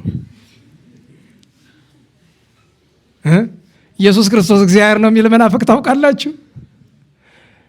እንደዚያ እንዳለ ጨርሶ ወጥቶ ሄደ። እዚያች በኋላ ተመልሶ የሚያውቅ አይመስለኝም። እንግዲህ በቀረውበት ወራት ጠርታችሁት ካልሆነ በቀር። ታዲያ ሰዎች ምን ይላሉ? የቪዲዮ የድምፅ ማስረጃ አምጣልን ይላሉ። ሌባና መናፍቅ በአደባባይ አዋጅ እየነገረ ያደርግ ይመስል እኔ እየቀረጽኩት እንደሆነ ካወቀማ እንዴት ነው ይናገራል? ይሄ እኮ በጣም የሚገርመኝ አይናችን የሚገርማችሁ ነገር የተሐድሶዎች ስብሰባ ተደርጎ አሁን ያደርጋሉ። በነገራችሁ በየወሩ እንሰማለን እኮ ያው ሰምቶ የሚሰራበት ሰው ስለሌለው እንጂ አለ ስብሰባ የሚደረግበት ቦታ ሁሉ አሳያችኋለሁ ከፈለጋችሁ። ተሐድሶዎቹ የቤተ ክርስቲያን በተለይ የጉባኤ ደቀ መዛሙርትን በተለይ የድጓ ያቋቋም ተማሪዎችን እየወሰዱ አበል እየከፈሉ የሚያበላሹበትን ቦታ እናውቀዋለን። እና ስብሰባው መጨረሻ ላይ ግምገማ ሲያደርጉ እሱ ተተቸ። ፈሪ ነው ተብሎ ማለት ነው። ፈሪ ነው ተብሎ በተሐድሶዎቹ ተተቸ። መናፍቅ በመናፍቅ እየተተቸ ማለት ነው። ለምን ቢባል ራሳችንን ለመግለጥ ጊዜው ደርሷል ብለው ያስባሉ መሰለኝ። ብዙዎቹ ተሐድሶውን የወጡ ተመልሰው አመን ብለው ሲገቡ አላያችሁም? አምነው አይደለም። ብዙዎቹ በግልጥ ማንነጋገር አምነው አይደለም። ተናግር ያለው እኔ መጽሐፍ ይላል አሰምለክሙ ሰማያት ይላል ቅዱስ አትናቴዎስ። ሰማይን አዳኝባችኋለሁ፣ ሰማይ ይመስክርባችሁ። ይሄ የሚሰማው ሊመስክርበት። አሰም ለክሙ ምድረ ይላል። አዎ ምድርን አዳኝባቸዋለሁ ይመስክር። የምናገረው ውሸት ከመሰለ አስታውሳለሁ። በሁለተኛው ዙር የምንፍቅና ማህበል እዚህ ሰንበት ትምህርት ቤቱ ላይ ችግር ተነስቶ እያለ በ99 በ2000 በ2001 እነዚያ እኩያን ወንድሞቻችንን ያስወጣነ ጊዜ የሚገርማችሁ እዚያኛው ጉባኤ ቤት አሁን የፈረሰው ጉባኤ ቤት ላይ ስብሰባ ተደርጎ ለነሱ ተብሎ በንስሐ የተመለሱ እንደሆነ ሰው መናፍቅ እንዳይላቸው ተብሎ የንታ ሊቃውንትን ሰብስበው እዚያ ተቀመጥነ። የዛን ጊዜ እኔ ኮሚቴ ስለነበርኩኝ ሰንበት ትምህርት ቤቱ ከዚያ ተነስተው አንደኛው እኔ እምነቴ ተስማምቶኛል ኢየሱስ አማላጅ ነው ለቱ ስብሐት ከይንታ ፊት እዚያ ሁሉ ሊቃውንት ፊት አለ። እውነት ለመናገር ተጎንብሰው ልጅ እንደሞተባት እናት የንታ ስቅስቅ ብለው አለቀሱ። ይህን ቃል ሲሰሙ አልቅሰው ሲጨርሱ የዛን ቀን የተናገሩት ትምህርት እንደ ዛሬ መቅረጫ ኑሮ ብንቀርጻቸው ለስንት ትውልድ ይተርፍ ነበር። የመጀመሪያ ቃላቸው ሲናገር ምንድነው? ክፍት አፍ ብሎ ነው የጀመሩ። አየው ርዕስ ይባላል ይሄ እኮ አየህ፣ ክፍት አፍ ብሎ ርዕስ አለው። አየው መድኃኒታችንን ሎቱ ስብሐት ሲሳደብ ከመድኃኔ ዓለም በር ከደጁ ቆሞ ሲሳደብ ዛሬ ዳር ይላል እየተመለሰው ነው ብለዋል። ተው እባብ ለመደ ተብሎ በኪስ አያዝም። ተው ከተመለሰ እዛው በዛው በቦታው ይመለስ፣ ችግር የለውም። ለምን ምንፍቅና የከፋ ጋኔን ስለሆነ እንዲህ በከንቱ የሚለቅ እንዳይመስልህ። ከምንፍቅና የሚመለስ ሰው እግዚአብሔር ዘብራናት እየደገሙለት ጋኔኑ የምንፍቅናው ጋኔን እንደለቀቀለት አባቶቻችን ሳያረጋግጡ አይመለስም። እና በወቅቱ ግን እሱ እንደዛ ሲል ሌሎቹ እዚህ ኮሚቴ የነበሩት በኮሚቴዎች እኮ ነው ተከላላ ታድሶ የሆኑ በዛ ጊዜ የነበሩት 99 እና 2000 ላይ ምን አሉ? አይ ቀን አስቶን ነው ተሳስተን ነው እንመለሳለን አሉ። የሚገርማችሁ የኛ የተራዎቹ አይግረማችሁ ትልልቅ ሊቃውንት ሁሉ አምነው ተሸወዱላቸው። በዛ ሰበብ ነው አብዛኛውን ሰው ይዘውት ይሄዱ እንመለሳለን ብለው በሐሰት ማለት ነው። ወዲያውኑ የንታ ነገሩን ሲያውቁ ጉባኤ ተደረገ፣ አሰናብቱ ተባለ፣ በአደባባይ ለሕዝብ ተነገረ፣ ተሰናበቱ። ዛሬ ስብሰባ እያደረጉ እነዚህ የተሰናበቱ ሰዎች የደቡብ ጎንደሩን ጳጳስ ማን ነው የዚህ የምዕራብ ጎንደሩን ጳጳስ በየዋህነታቸው ይመስለኛል አቡነ ሰላማን እየወሰዱ መሃላቸው ያስቀምጧቸዋል። ፎቶ እየተነሱ ፖለቲካ ሲሰሩባቸው ሰውየው ማስተዋል የሚችሉ አልመሰለኝም። ወዳጆች ካላችሁ ንገሯቸው። አይቻለሁ፣ አንዴ 2-3 አይቻለሁ። የመተማው እሳቸውን በእምነታቸው አንጠረጥርም፣ አቡነ ሰላማን በእምነታቸው አልጠረጥርም። እኔ እስካሁን የማውቀው ነገር የለኝም። የድሮ ወዳጅ ድሮኛ እዚህ ልጆች እያለን አባጽዬን የሚባለው እዚህ ያስተምሩ ነበረ። አገልጋይነታቸውን እናውቃለን። እስካሁን በሳቸው ማውቀው ክፉ ነገር የለኝም። ከነዚያ መናፍቆች ጋር ግን የድሮ ልጆች እያሉ ሲሰበሰቡ መሰብሰባቸው እንዲያው አስተምሬ ለመልሳቸው ነው ብለው ሊሆን ይችላል፣ አይመስለኝም፣ ግን ሊሆን ይችላል። ሐቁን ግን እነሱ ፖለቲካ እየሰሩባቸው ነው፣ የኛ ወገን ናቸው እያሉ ፌስቡክ ላይ እየለጠፉ ነው። ይህንን ለአንድ ቅርባቸው ነግሬዋለሁኝ። አይሰሙኝም፣ እኔ አልናገርም አለኝ። የምንናገረው ነገር ለአንዳንድ ሰው ላይ ያስደስት ይችላል እና እኛ ምን እናድርግ? ይህ እኮ ሃይማኖት ነው። ደህና ዋላችሁ። ሃይማኖት ነው። ለሁሉም ወደ ጉዳያችን እንመለስና ቅዱስ ቶማስ ወደ ህንደኬ ተመደበ፣ አዘነ። ቅዱስ ጴጥሮስ አጽናናው። ይከብደኛል ብሎ አለ። ያን ጊዜ መድኃኒታችን ኢየሱስ ክርስቶስ ተገልጦ አይዞ ወዳጄ አይዞ እኔ ካንተ ጋር ነኝ አለው። እረዳሃለሁ፣ እንዴት እንደማግዝህ ግን ሂድና ከዛ ህንድ ስትደርስ እኔ ያሳውቃለሁ አለ። ልክ ህንድ ሲደርስ መግቢያው ጨነቀው። የመጀመሪያው ስለሆነ ሐዋርያት መጀመሪያ ሲገቡ ሁሉም ጨንቋቸዋል። ምን ፍጹማን ቢሆኑ እንዴት እንግባ ብሎ ያን ጊዜ አንድ ጎልማሳ መጥቶ እንዴት አደርክ ብሎ አለው። እግዚአብሔር ይመስገን። ምን ሆነ ነው? ወደዚች ሀገር ልገባ ፈልጌ አገባቡ ጨነቀኝ አለው። አገባቡን ማን ያውቅልህ የለ? እንዴት አለው። ቅር ካላለህ ነጋዴ ሲመጣ ጠብቄ እንደ ባሪያ ልሽጥህ፣ ኋላ ነፃነትን በራስ ጎዳና ታገኘዋለህ አለው። እና ግራ ገብቶት እያሰበ እያለ አንድ ነጋዴ መጣ። አበኔስ የሚባል ሀገሩ ጎና ይባላል። የህንድ የመጀመሪያው ተገብቶ በጊዜው የነበረው። ከዚያ ያ እንግዳ ወጣት አበኔስ ብሎ አለው። አቤት ባሪያ ትፈልጋለህ አለው። ምን ችሎታ ያለው አለ። መጥረብ የሚችል ጠራቢ፣ መገንባት የሚችል ግንበኛ፣ መድኃኒት መስራት የሚችል ባለ መድኃኒት ነው አለው። አረ ይሄማ ምን ለኔ ብቻ ለሀገር ሁሉ ይጠቅማል፣ እገዛለሁ። ዋጋው ስንት ነው አለው። 3 ልጥር እሸጥልሃለሁ አለው። በ3 ልጥር ሸጠ። ከዚያ ተፈራርመው ውል ወስደው ዞር ቢል ቅዱስ ቶማስ ያ የሸጠው ወጣት የለም። ማን ስለነበረ? መድኃኒታችን ኢየሱስ ክርስቶስ ለእኛ ሲል በይሁዳ እጅ የተሸጠ አምላክ ቅዱስ ቶማስ ደግሞ በረከቱ እንዲደርሰው እንዲያሆኑ ከአበኔስ ጋር ሄደው ህንድ ገቡ። ሀገረ ጎና ገና እንደገቡ ምን ተቀበላቸው? አዋጅ የሚል ነጋሪ። ንጉሠ ነገሥቱ ሴት ልጃቸውን ሊድሩ ነው፣ መጥቶ ያልበላ ያልጠጣ አንገት ያላሳየ ይቀጣል። ቅጣቱ ደግሞ በሰይፍ ነው። የቀድሞ ነገሥታት ይገርሙኛል። ብላ አልያገልሃለሁ። ልጆች እያለነ ከጎረቤት ነበሩ ሙስሊም ወንድሞቻችን ደጎች ነበሩ፣ አብረውን ያደጉና ምሳ ብሉ ይባላሉ። እምቢ ካሉ በሶኬት ምኑ። እኛ ቤት ግን ተቃራኒ ነው። ብላ እምቢ ቶ ቁልምጫ የለም። ማታ ያቺው ትቀርባለች። ብላ እምቢ ቶ ታዲያ ሌሊት እነሶቶኝ በኋላ በዳበሳ ያንን አምጥተ ወደሽን ቆማጤ ንጉሥ ትመርቅ ይላሉ። እንደዛ ሆነን ነው። ማዝን ሆኖ ይመስላችኋል? ፈሊጥ ነው። ልጅን አጓጉል ማቆላመጥ መጥፎ ነው። አቆላምጠን የምታበለው ህፃን በጣም ህፃን ይሆን ነፍስ ካወቀ በኋላ ብላ እምቢ ካለ ልጅ ቢቆጣ ምሳው ራቱ ይሆናል የተባለ ለዚያ ነው። የኛ ዘመን ተረት አይደለም፣ የጥንት ነው፣ ግን እንደዚያ ነው። ከዚያ አበኔስ አንተ ወዳጄ ቶማስ አቤት፣ ኧረ እንዲህ እየተባለ ነው፣ እንሂድ እስቲ እንዝፈን እንብላ ብሎ ይዞት ሄደ። ከሰርጉ ገቡ። ተደግሶ ሲበላ ሲጠጣ ለቶማስ ምግብ አቀረቡለት። አልበላም አለ። ለምን? ለጣዖት የተሰዋ ነዋ። አየው እንዴት ዋላችሁ? ለጣዖት የተሰዋ ነዋ፣ ለእርሱም አይስማማ ነዋ። ቅድም ብለናል እኮ ከተከለከለው ነገር አንዱ ለጣዖት የተሰዋ ነው። ኋላ ትንሽ ቆይተው ግን ሽቶ አመጡ። ሽቶውን ግን ባርኮ በራሱ ላይ አፈሰሰው። አበኔስ ሲበላ እሱ ቆሞ ሲያይ ሲዘፈን አንዲት ዕብራዊት ሴት፣ እንግዲህ ዕብራውያን ተበተኑ ይል በዓለም እንደ ዛሬ ኢትዮጵያውያን። ዛሬ ኢትዮጵያዊ የሌለ የት ሀገር ነው ካላችሁ ሰሜን ኮሪያ ብቻ ይመስለኛል የሌለ። እሷም ሀገሪቱ ስለማታስገባ ደግሞ ከገቡ መውጫ የለውም። ያቺ ዕብራዊት ሴት ዘፋኝ ናት፣ አዝማሪ ናት። መአንዝሪት ይላታል። እየዘፈነች እያቀነቀነች ስትዞር ሁለተኛው አዝማሪ ከቤተ አይዛብ ነውና ሲዞር ቶማስን አየው። ዝም ብሎ ቆሞ አየውና ዝም ብሎ አናደደው።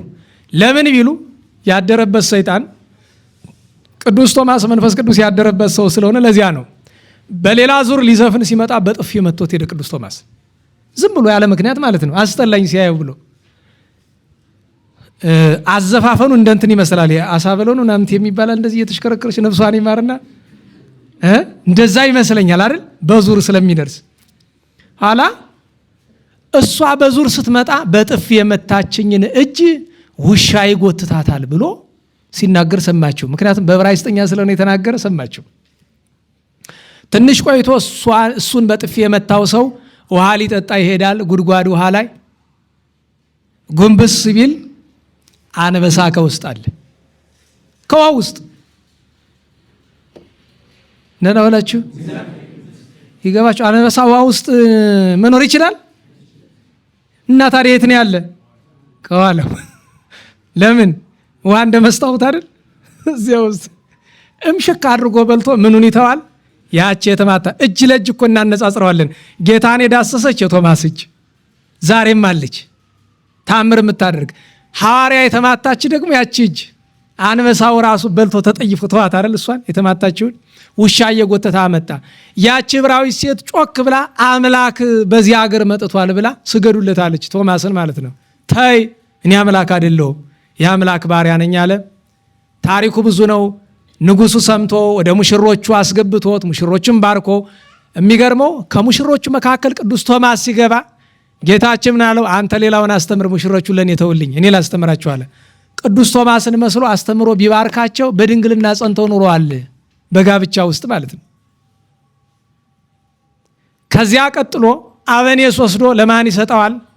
ሉኪዮስ ለሚባል አገረ ገዥ ሰማችሁ ነው። ድምፁን የኛውን ድምፅ ነው።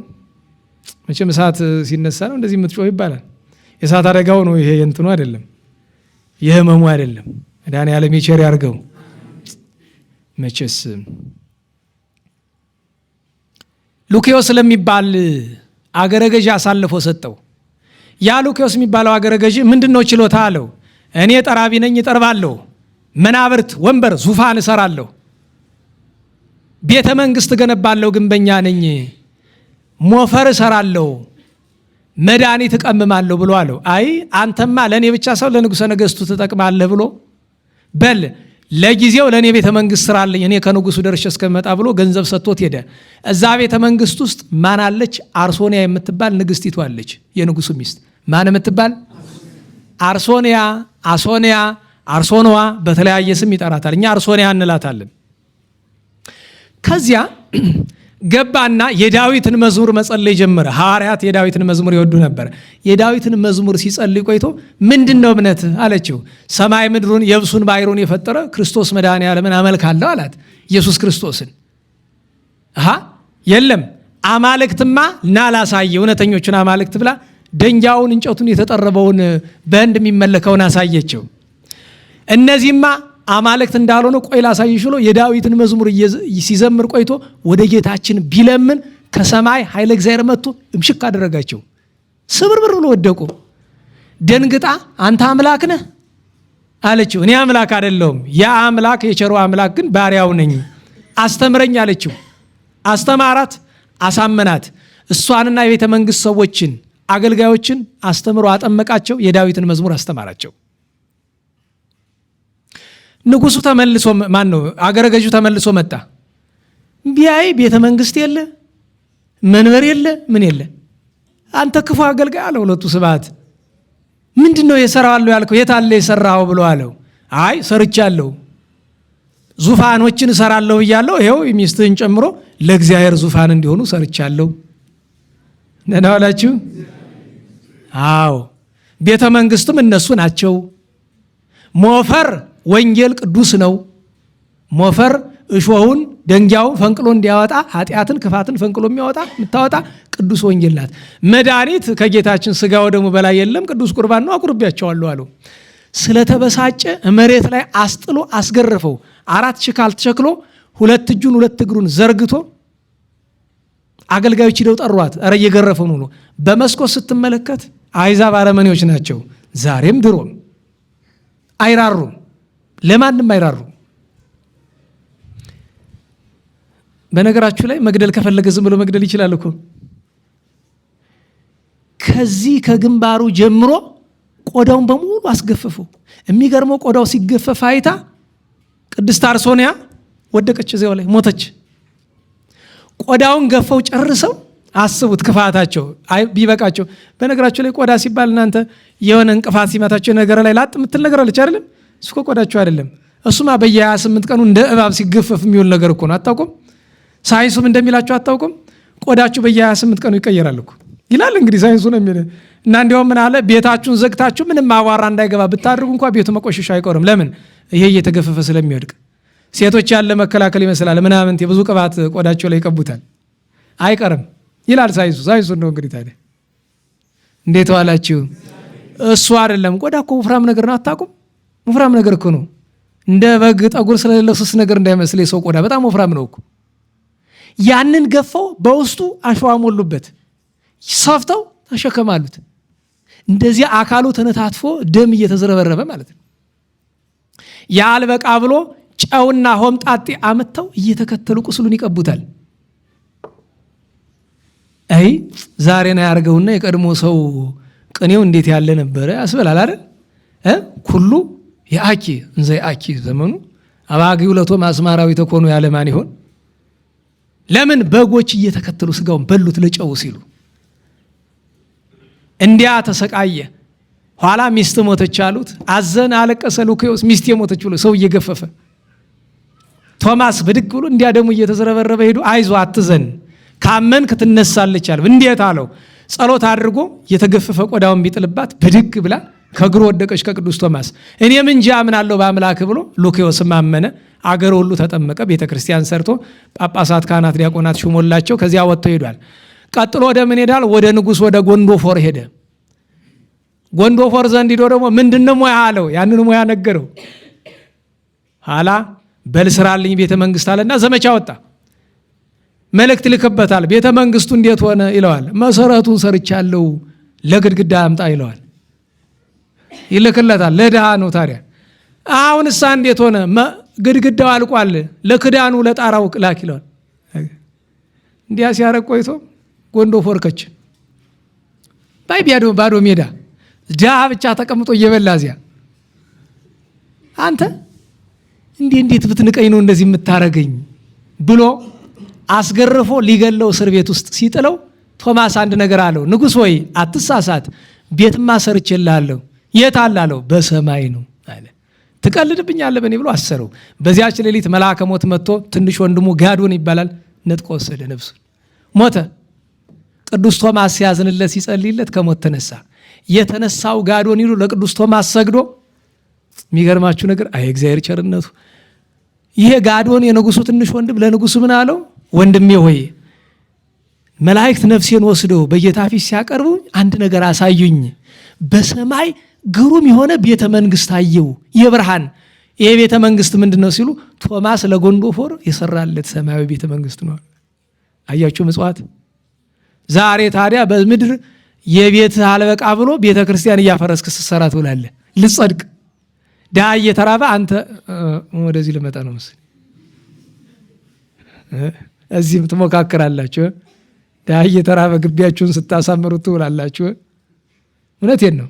እሱ ብቻ አይደለም መቀኝነት እንዳይመስልብኝ ነው እንጂ እዚህም የሀብታም ቤት እውነቴን ነው። እንዲያውም የእንታ ፍሬ ሕይወት ምን አሉኝ? ያን ጉባኤ ሲሰራ እኮ አብረን አሰርተናል። እዚህም እዚያም ሁሉም አሰርተናል። ሰለስቱ ምዕትም አሰርተናል። እና አረ እንዲያው እንዲህ ሆኖ ተሰርቷል። ኋላ ምን አደረጉ? አልጋ አስገቡ፣ ጥሩ ፍራሽ አስገቡ። ይሄ ምቾት በዛ ይንታ ባይሆን አልጋና ፍራሽ ይቅርባቸው ሰሌን ያስገቡ።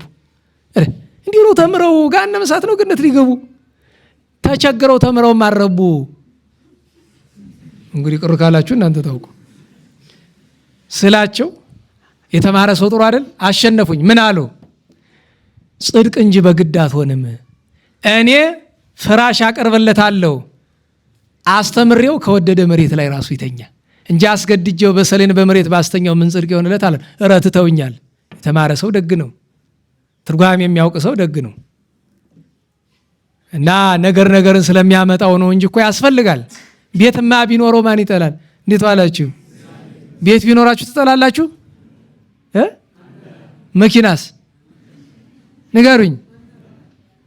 የግል ረዳትስ? የእጅ ላይ የሚታሰረው የወርቅ አምባርስ ንገሩኝ። የራስ አክሊል አረ እንዲያው እንደ ኢዲ አሚን ዳዳ ለአራት ባልጋ ተሸክሟችሁ ቢሄዱ አጠሉማል። አንጠላማው ምቾትን ማን ይጠላታል? ታዲያ አባቶቻችን ምን አሉ? የክርስቲያን ጠላቱ ማን ነው አሉ። እስቲ እንደ ጠይቁኝ እስቲ በሉ። የገዛ ምቾቱ አሉ አባቶቻችን። አየው መጥመድ ነው እሱ። በዚያ ምክንያት ጎንዶፎር ፈቶታል። የቅዱስ ቶማስ ስራው ብዙ ነው። ታምራቱ ድንቅ ነው። ሙታንን ያስነሳበት ጊዜ አለ። ድውያንን የፈወሰበት ጊዜ አለ። ከሁሉ በላይ የሚያስደንቀው ቀንጦሪያ ወደሚባል በግሪክ ግዛት ወዳለ ሀገር ሄዶ የህንድን ስብከት ጨርሶ ወደዚያ ሲሄድ አንድ ሽማግሌ ሲያለቅስ ያገኛል። አንተ ሽማግሌ ምን ሆነ የምታለቅስ አለው። 7 ልጆች ነበሩኝ። አንድ ቀን በጠዋት ተነስተው ራእይ አይተናል፣ ክርስቶስ በሚባል አምላክ አምነናል እና አንድ ሐዋርያ ይመጣል ወደፊት ይሰብካል ብለውኝ፣ ኋላ ግን ያንን እነሱ ሲናገሩ ሰው መጥቶ ከንጉሱ ዘንድ በሐሰት ከሶ 7ቱን ማሳረዳቸው። ደግሞ ዕዳ አለብኝ ማን ይክፈል? ደግሞ የተገደሉ ለአንደኛው ሰርግ ባዘጋጀውበት ሰሞን ነው አሉ። አለያ ሽማግሌ ጌታችን ቅዱስ ቶማስን ምን ብሎ አዞታል? የተገፈፈ ቆዳህን ይዘው ሂድ፣ ከዛሬ ጀምሮ ታምራት የምታደርግ በሱ ነው ብሎታል። ለዚያ ነው እኮ ሰላም ለቶማስ እንተደለው የግስሶ ለረጉዝ በግድረ ተንሳ ደቂሶ አርኬ። ቅድም የተረክነው ታሪክ ነው ጌታችን እንዳሰበት። ለአንቅሖ ሙታን ሰብ ወነፍሰ ድውያን ለፈውስዎ የታመሙትን ለመፈወስ የሞቱትን ለማስነሳት አንሶ ሰው ውስተ ኩለሄ ወነገደ መርሶ አምሳለ ጽፍነትን ዘይጸውር ማይሶ እንደ ስልቻ ቆዳውን ተሸክሞ ይዞር ነበረ። ግን አንድ የሚደንቅ ነገር ልንገራችሁ። ያ ቆዳ የተደረሰ መስላችኋል? ታምራት ሲያደርግበት ድዊ ሲፈውስበት ቆየ። መጨረሻ የት ሄደ ያ ቆዳ? መልሱ አጭር ነው። ከማረፉ ጌታችን እንዲዋሃድ ብሎ ተናገረ ቃል ወደ ሰውነቱ ተመለሰ ያ ቆዳ ኋላ ከማረፉ በፊት። ታዲያ ለዛ ሽማግሌ ቆዳውን ሰጠውና ሂድና ከልጆች መቃብር ላይ ይህንን ቆዳ አኑረው ይነሱልሃል አለው። ሽማግሌው ሳይጠራጠር ሄደ። ያን ቆዳ ይዞ ወስዶ ሽማግሌ አይደል አይኑ ብዙ አይን ደላዋላችሁ ወስዶ ጣል ማድረግ ብድግ ይላል። ያዋል አንተ እኔ ልጅ አይደለም እለፍ። ተነስቶ ግን ቤቱን ሄዳል። የሞቱባችሁ ዘመዶች እንዲነሱ ተፈልገ አይ ዛሬ ሳይገኝም እንጂ እንዲህ ያለ ነገር ቢገኝ እንዲያው ሌላው ሳይሆን ደጎቹ ሊቃውንት በተነሱልን እንዲያው ሁሉ ቀርቶ አለቃ እያሌው ታምሩ በተነሱ እንዲያው የሊቃውንት ሱሪ ያላቸው መምህር ከመጨረሻ ቅርብ እኛ ደርሰን በአካል የምናውቃቸው እሳቸው ናቸው። አለቃ እያሌው ታምሩ ለየት ያሉ ጳጳስ አይሉ ቄስ አይሉ ንጉሥ አይሉ ምን አይሉ ሁሉን መናገር ሁሉን ነው ሐቅ ነው የሚናገሩ እሳቸው።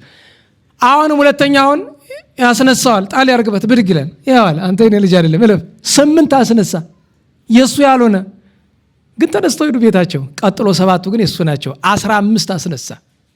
በዚህ ምክንያት የሀገሩ ሰዎች ሁሉ አምነውበታል። የሚገርማቸው ታምራቱ መካከል አንደኛው የሚገርመኝ አንድ ጊዜ አንዱ ሀገር ይገባና ያስተምራል። አስተምሮ ሲጨርስ ቅድም ሐዋርያት ካስተማሩት ትምህርት አንዱ ከዝሙት ራቁ ብሏል አይደል? ነገሩኝ። ይህንን አስተማራቸው። ዝሙት ስጋን ብቻ አይደለም ነፍስንም ያጠፋል ብሏቸዋል። አንድ መሸተኛ ሴት የለመደ ጎረምሳ ነበረ። ያ ጎረምሳ ወደዛ መሸታ ቤት ይሄዳል። እንደለመደችው ናንተኛ ትለዋለች። ታይ ይላታል። እምቢ ብትለው ሰይፍ አውጥቶ አንገቷን ቆርጦት ወጥ። ይሄ ክርስቲያን ስራ ነው? መዓት አረዌ ይባላል። ሰይጣን ስራ ነው ይሄ። ከዚያ ሐዘን ሰምቶ ቅዱስ ቶማስ ደረሰን አያት። አንገቷ ለብቻ አካሏ ለብቻ።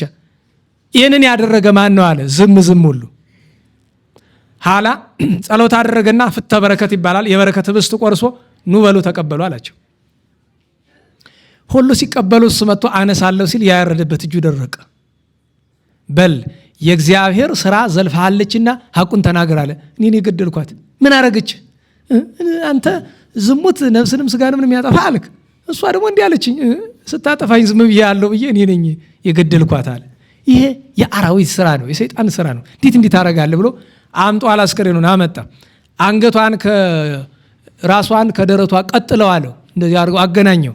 በል ቀድሞ እኔ በእጄ ገደልኩሽ፣ አሁን ግን በጌታችን ኢየሱስ ክርስቶስ ስም ተነሽ በላት አለው። ቢላት አፈፍ ብላ ብድግ፣ እዚህ እንኳን ምልክት ሳይኖር። ኋላ ግን የሚገርማችሁ ያቺ የተገደለችው ሴትም ጥሩ ሰው አልነበረችም። አመንዝራ ናት አይደለም? ሲኦል ውስጥ ነው የቆየች። አንቺ አላት አቤት። በይ እስቲ ተናገሪ ወዴት እንደቆየሽ አላት። ያን ጊዜ የተናገረችውን ነገር አርኬ አባ አርከ ስሉስ ምን አለ? ሰላም ለቶማስ ድረ ለብሲት አይዋ በቤተ መያሲን ተሐረድዋ ሶበተ ሰዓላት እንግሮ ሀበበጻት በነሶሳዋ እንዘ ምስሌ ሃሎከ ትቤሎ ነዋ ትስያለኒ እፎ ለዘለከ ጽዋ። ለምን ትጠይቀኛለህ? እኔ ያየሁትን አንተ አይተህላ አለችው። ለምን ቢባል ሞታ እያለ ሲኦል ሲከቷት ጌታችን ፊት ቆሞ ቅዱስ ቶማስ ሲለምን አይተዋለች። እና እዚያም እኮ ነበር ካንተ አለችው። ግድ የለም አንቺ ተናገር ያላት የሲኦልን መከራ ተናገረች። በዚህ ምክንያት ብዙ ሰዎች አምነዋል። ይህን ሁሉ ታምራት ሲያደርጉ ኑሮ በመጨረሻ አንድ ንጉሥ 4 ወታደሮች አዞ ኢትዮጵያን መጥቶ ካስተማረ በኋላ ነው። በሀገረ መቄዶንያ ግዛት ውስጥ 4 ወታደሮች በ4 አቅጣጫ በግራ በቀኝ በፊት በኋላ በጦር እየወጉ ገለውታል። ሰማዕትነት ተቀብሏል። ከዚያ በኋላ ስጋውን ግን መንፈስ ቅዱስ አፍልሶ ህንድ ወስዶታል። ዛሬ ስጋው ያለበት ቦታ መንፈስ ቅዱስ ያውቀዋል። እጁ ግን አለች። በጥንት ዘመን ዛሬን እንጂ ጳጳስ ሊሾም ሲል ከዚያች እጅ ያቀርቡታል። የሚሾም ከሆነ ምልክት ትሰጣለች፣ አልያ አይሾምትም። እንደዛ ቢደረግልን በምን እድላችን ነናላችሁ? አዎ እውነተኛውን ሰው መለያ ጥሩ ነበረች። ብዙ ተአምራት ስታደርግ የኖረችና የቅዱስ ቶማስ አንድ ነገር ብቻ እናክልና እንጨርስ። ቅዱስ ቶማስ የእመቤታችን እረፍት ጊዜ ተገኝቶ ነበርና ኋላ መንፈስ ቅዱስ ጥር 1 ቀን የእመቤታችንን ስጋ መላእክት ይዘው ከሄዱ በኋላ ወደ ሰማይ ወደ የሀገረ ስብከታቸው ሲሄዱ እሱም ህንድ ሄዶ ነበረ። በኋላ ነሐሴ 14 ቀን የሚሉ አሉ፣ አንዳንዶቹም የለም በዚያው በጥር ነው የሚሉ አሉ። ብቻ በነሐሴ 14 በደመና ተጭኖ ሲመጣ እመቤታችንን አያት እና ግራ ገባው። እናዋላችሁ ማረፏን ያውቃል፣ መላእክት ይዘዋት እንደሄዱም ያውቃል። ምንድን ነው ብሎ እና ደመና ላይ እሱ ደመና ተቀምጧል። እመቤታችን እንዲያው አባ ጽዬ ድንግል እንደሚለው ሰማይ ምድር ያልፍ እስኪመስል ድረስ ምስጋና እየተመሰገነች ፍጥረት ሁሉ እያመሰገናት ነው የምታርግ እና መልአክ መጥቶ ስገድላት እመቤታችን እኮ ናት ብሎ አለው። ሰገደላት። ኋላ ግን ተበጻበጸ። እመቤቴ ማርያም ሁለት ጉዳት ያገኘኝ፣ ቀድሞ የልጅሽ ትንሣኤ አለፈኝ ሳላይ ያንቺም ደገመኝ ብሎ መምህራን ይላሉ ወፈቀደ ይደቅም ደመናሁ ጣለኝ ልቀቀኝ አለው። ለወትሮ የሚታዘዘው ደመናስ እምቢ አለ። ለምን ነናዋላችሁ? ጄኔራል እያለ ኮሎኔል እያለ ሻለቃ እያለ መቶ አለቃ ያዛል። ጳጳስ እያለ ቄስ እያለ ዲያቆን ያዛል። እና የፈጣሪ እናት ዋናዋ ባለስልጣን እያለች ደመናው ለሱ አልታዘዝም አለው። እመቤታችን ምን አለች? ወዳጄ ቶማስ አይዞ ደስ ይበልህ፣ ይሄ ላንተ ካሳ ነው። የጌታችን ትንሣኤ ዘግይተህ እንዳየኸው የኔን ትንሣኤ ቀድመ ያየ አንተ ነህ፣ ሌላ ያየ የለም። ደስ ይበልህ። እንዲያውም እንካለ ምልክት ብላ መግነዟን ሰጠችው። ለዚያ ነው አባ ጊዮርጊስ ቅንዓተ ድንግልናው ለቶማስ ሐዋርያት ሁሉ ተቀብለው የእመቤታችን መግነዝ ተካፍለው በራሳቸው ሲጠመጥሙ፣ ቶማስ ግን በወገቡን ያሰረው። ልክ እንደ ዮሐንስ ንጻ ጠባይ ያላደፈበት ሆኖ እስከዚያ ድረስ ኑሯል። ቶማስ ድንግል ነው እንድታውቁት፣ ድንግል ነው። ግን የበለጠ ዮሐንስ የጌታ መታጠቂያ እንድታጠቀ፣ ቅዱስ ቶማስ ደግሞ የእመቤታችን መግነዟን በወገቡ ታጠቀ። ኋላ ተመልሶ ሐዋርያትን አገኛቸውና የእመቤታችን ነገር እንደምን ሆነ አለ። አረ አገኝተን ቀበርናት አሉ። ሞት በጥር በነሐሴ መቃብር የማይመስል ጨዋታ አለ። ቅዱስ ጴጥሮስ ይዋደል አንተ እኮ ቀድሞ እንደዚህ ብለህ እጅን ተቃጠልክ፣ ደግሞ ዛሬ ትደግም። አንተ እኮ ተጠራጥረህ አትቀርም፣ ምዕመናንን ታጠራጥራለህ። እና ላሳይ ብሎ ሐዋርያትን ሰብስቦ ሄዶ ፍንቅል ቢያደርግ ጌቴሴማኒ ባዶ። ደነገጡ። አታምኑኝም ብዬ ነው እንጂ እመቤታችን ተነስታ አድርጋለች ምልክት አሉት። ይኸው መግነዝ አለ። ለበረከት ተካፍለውታል። እንዲያ ብሎ ክብሯን ስላገኘ የእመቤቴ ወዳጅ ይባላል። በረከቱ ረድኤቱ ይደርብን። ለማጠቃለል ርዕሱን እናንሰው። ርዕሳችን ምንድን ነው? የሐዋርያት ስርዓት። ስንት ስርዓት ነው በዚያ የተጠቀሰልን በግብረ ሐዋርያት ላይ? 5። አሁን መልሳችሁ ታነሳላችሁ። አንደኛው ምንድን ነው? ለጣዖት እንዴት ዋላችሁ? ለጣዖት የተሰዋውን አትመገቡ። ለጣዖት የተሰዋ ምን ማለት ነው? ከአሕዛብ ጋር መመገብ ይገባል አይገባም ወይ ለሚለው ምን ይላል? ጥቅስ አምጣልኝ አትመገብ አብረህ የሚል ተው እንጂ። እኔ 2 ጥቅስ አመጣልሃለሁ። ከግብረ ሐዋርያት ለጣዖት የተሰዋ ምን ማለት ነው? ስመ አጋንንት የተጠራበት ማለት አይደል? ንገሩኝ። አሕዛብ ሳይጸልዩ ይበላሉ? ሲጸልዩ ወደ ማን ነው የሚጸልዩ? ወደ አጋንንት አይደለም? ንገሩኝ። ታዲያ ሁለተኛ ፍትሐ ነገሥት በአንቀጸ ጸሎት ምን አለ? ኢትጸልይም ስለ አርሲሳን ከመናፍቃን ጋር ምን አትበል አትጸልይ። ማይድ ሰው የሚመገብ ምን አድርጎ ነው? ንገሩኝ። እና እንዴት ነው በእምነት ከማይመስለኝ ሰው ጋር ባይሆን፣ ቅድም ነግሬያቸዋለሁ። በእምነት የማይመስለኝን ሰው ቢራብ አበላዋለሁ፣ ቢጠማ ጠጣዋለሁ። አንድ ማይድ ግን አብሬው አልቀመጥም። ምናልባት እንደዛ የሚሆነው እኔ ብቻ እንድጸልይ ከፈቀደ ነው አላችሁ። እኔ ብቻ እንድጸልይ ከፈቀደ፣ ካልሆነ ያለኝን ምግብ በሉ ለሱ ሰጥቼን የጦሜን መዋል እንጂ አብሬ እሱ ለጣዖት ነው። ይሄን አንዳንዶቹ የእንታ አካለ ወልድን ይጠቅሳሉ። አካለ ወልድን ታውቋቸዋላችሁ? የቀለም ቀንድ የቦሩ የሳቸው የብቃት ነው እንጂ ነገሩ። ለምሳሌ አጤ ቴዎድሮስ አንድ በሬ ያቀረቡና ከዚህ በላይ የለኝም፣ እስላሞችም ክርስቲያኖችም ተካፍላችሁ ብሎ አሉ። ማን ይባርክ ሲጣሉ አካለ ወልድ ተነስተው መጀመሪያ እስላሞቹ ይባርኩ ችግር የለውም አሉ። ሊቃውንት ሁሉ ተቀየሙ። እነሱ ባርከው ወይም አርደው ባርከው ሳይባልም ፈንታቸውን ወሰዱ። እንደናዋላችሁ ፈንታቸውን ወሰዱ። አካለ ወልድ ቀረብ ብለው በመስቀላቸው ቢባርኩት እንደ አዲስ ነፍስ ዘርቶ እንደገና ተባረከላቸው። ይሄ ታምራት ነው። እንዲህ ማድረግ የምትችል ከሆነ እሺ፣ የእሳቸው የብቃት ነው። የኔታ አካለ ወልድ የብቃት ነው። ስለዚህ ለጣዖት የተሰዋ ማለት ያልተባረከ ስመ እግዚአብሔር ያልተጠራበት ነገር። ሰው ሀገር ሄደን እያለን ስጋ አለ ታሽጎ ነው እዛ ሀገር። ይሄ ምንድን ነው አልኳት። ይሄ ያሳ፣ ይሄ ያሳማ፣ እዛው ጠጋ ነው ማብቻ እየተጨመረበት ነው ያሳማ፣ ይሄ ምናምን አውሬ ሁሉ አለ፣ ትንኝ አይቀር ምናምን፣ ይሄ ጊንጥ አይቀር ማለት ነገር ነው ያለና ከዛ ልፍ ብሎ አለ። ኤስ አልኳት። ኤማ የበግ ነው አለች። ሻጯን አለም ጠይቃት፣ ክርስቲያን ናት፣ እንግድነት የተቀበለችን ሴትዮ ነው አላ። የበግ ነው ያልሽኝ? በምን አወቅሽ? አታየውም ተጽፎበት የበግ? አረ ያማ የጅቡንስ የበግ ብዬ ጽፍበት። አይ እንዴት ብሎ ይከሰሳሉ? አንድ ጊዜ የበላሁት በኋላ ቢከሰሱ ባይከሰሱን አላ። አንድ ህግ አወጣ። እዚህ ሀገር እያለሁ ስጋ አልበላም። የለም በቃ ጥራጥሬ ነው፣ ቬጂቴሪያን ይላል ፈረንጅ። በቃ እንደዚያ ነው። እሱ ብቻ አይደለም ያረዱት ሰዎች ምን ጠርተው እንዳል ኋላ ሰው ምን ይላል ታዲያ ባርከህ ማትበላው ያችን ታክል እምነት ስትኖር እስቲ አንተ እምነት ካለ አሳየኝ። እንዴት አካለ ወልድ ያለ እምነት ካለ አሳየኝ። አሬኒ ከሃይማኖት ከይላል እኮ መጽሐፍ። እዚህ ሃይማኖትህን አሳየኝ ይላል እኮ። አለ እምነት ያን ማድረግ የሚችል አልበላም ብትል እኮ ሁሉ ይቀላል። በቃ አለቀ። ግን አባቶቻችን ምን አሉ? በጣም እርቦ ሌላ ምንም ምግብ ብታጣና የአሕዛብ ምግብ ቢሆንስ ምን ትሆናለህ? ያማ ጭንቅ ነው።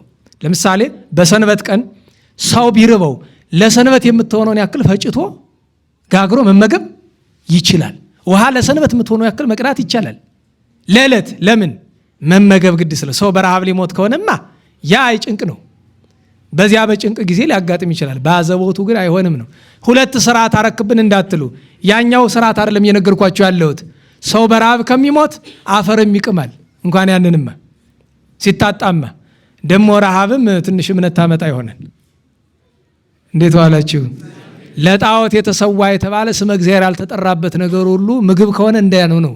ስመ እግዚአብሔር ጠርተን እንመገብ። ሁለተኛው ምንድነው አትብል የተባለ? ከወደ በምግቡ እንምጣ። መጀመሪያ የታነቀ ማለትም ሳይባረክ እሱም ተመሳሳይ ነው ነገሩ። ምስጢር አለው አተታለው ግን ሰዓት ሄዶብናል። ግን እሱም ዞሮ ያው ነው። ስመ እግዚአብሔር ሳይጠራበት የተባረከ ነው። ሶስተኛው ከደም አለ አይደለም? ደም ያለውን እንዴ ደም ደግሞ የሚጠጣለ ትሉኝ እንደሆነ የሚጠጡ ሰዎች አሉ እዚህ ኢትዮጵያ ውስጥ። ማለት የእንስሳ ደም ማለት ነው። እኔ ልጅ እያለሁኝ ከሰፈር ከማያቸው ነገሮች አንዱ በግ ሲታረድ ይቋታል። ደርሳችሁበት ታውቁት ይሆናል። ከዚያ በስሎ ተፈርፍሮ በስመ አብ።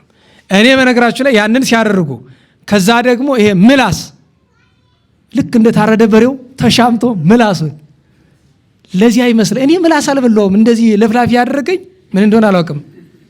ግን እውነቴን ነው የዘመን ሰው ምላሱን ማያዝ ምላስ እየበላ ይመስለኛል። ምላስና ሰንበር እውነቴን። ያንን ኋላ ደግሞ ጨጓራው ምን ይባላል? ዱለት ጾም ነው እንጂ ባይሆን አሁን ለጨጓራ መስጠት አይከብድም? ደግሞ አሁን ዱለት አትብሉ አለን ብላችሁ ወንድ አትብሉ አላልኩም። እኔ ምላስ አትብሉም አላልኩም። ምላሳችሁን ቀንሱልን ነው ያልኩኝ። እና ደም የሚበሉስ የሚጠጡ ሰዎች ነበሩ። ዋናው ምስጢር ግን ሁለት ነው።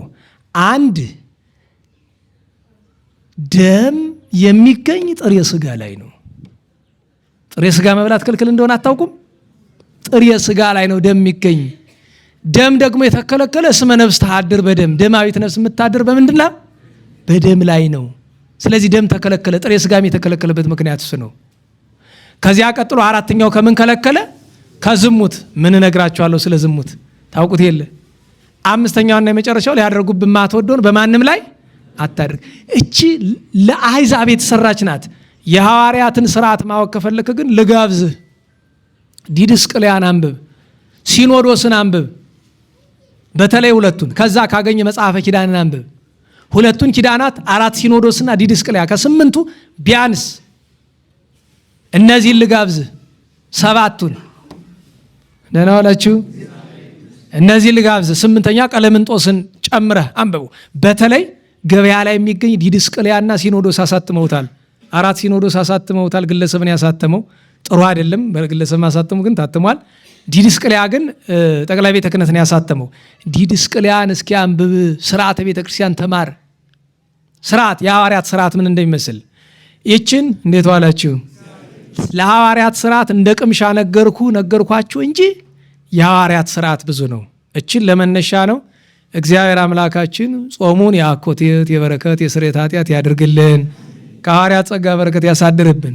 የቅዱስ ቶማስ በረከቱን ያሳድርብን። ዛሬ አቡነ ሀብተ ማርያም ልደታቸው ነው። እናታቸው ቅድስት ዮስቴና አቡነ ሀብተ ማርያምን የወለደችበት ቀን ነው። ዛሬ የኢትዮጵያ ጻድቃን አባት ወላዲ አእላፍ የሚባሉት አባታችን ኢየሱስ ሞዐ ልደታቸው ነው። ዛሬ ደብረ ወገግን የመሰረቱ ጥንትም የነበረ ገዳም ቢሆንም ዳግመኛ የመሰረቱት ታላቁ ጻድቅና ሐዋርያ አቡነ ሳሙኤል ዓመታዊ ፍልሰታቸው ነው። ዛሬ ቅድስት እናታችን አርሶንያ ቅዱስ ቶማስን ተከትላ በሐዋርያዊ አገልግሎት ቤተ መንግስት ንቃ ያገለገለች ዓመታዊ የረፍት በዓሏ ነው። ዛሬ በኢትዮጵያ ቅዱሳት አንስት ታሪክ ኃይለኛ ከነበሩ እናቶቻችን ሱስንዮስን ከታገሉት እናታችን ቅድስት እህተ ክርስቶስ ዘሬማ ሬማ መድኃኔዓለም ጣና የእናታችን ወለተ ጴጥሮስ ጓደኛና ተከታይ የነበረች ብዙ ድንቅ ስራ የሰራች ለሃይማኖቷ ታግላ ሐዋርያዊት የተባለች ሰማዕት የተባለች ጻድቅት የተባለች እናታችን ወለተ ጴጥሮስን እንደመቤት አክብራ ትታዘዝላት የነበረች። ለምሳሌ አንድ ቀን በጣና ውስጥ እያሉ መስከረም 11 ቀን የቅዱስ ፋሲለደስ በዓል ደረሰ። የሚቀድስ ዲያቆን ጠፋ እና አንድ ዲያቆን ተገኘ፣ ስለ ክርስቶስ የሚባል ዲያቆን። እናታችን ወለተ ጴጥሮስ ቀድስ እባክህ፣ ዛሬ ፋሲለደስ ያመቱ ነው፣ መስከረም 11 እባክህ አለችው። አልቀድስም፣ አንቺ ነሽ እንደ የምታዥኝ አለናስ። ምን ቢጠቅስ ጥሩ ነው? ጢሞቴዎስ ላይ ነና ዋላችሁ ሴት ልጅ ታስተምርና ታዘዝ ዘንድ አንፈቅድላትም የምትለውን ጠቀሳ ያደረገው አለቦታው።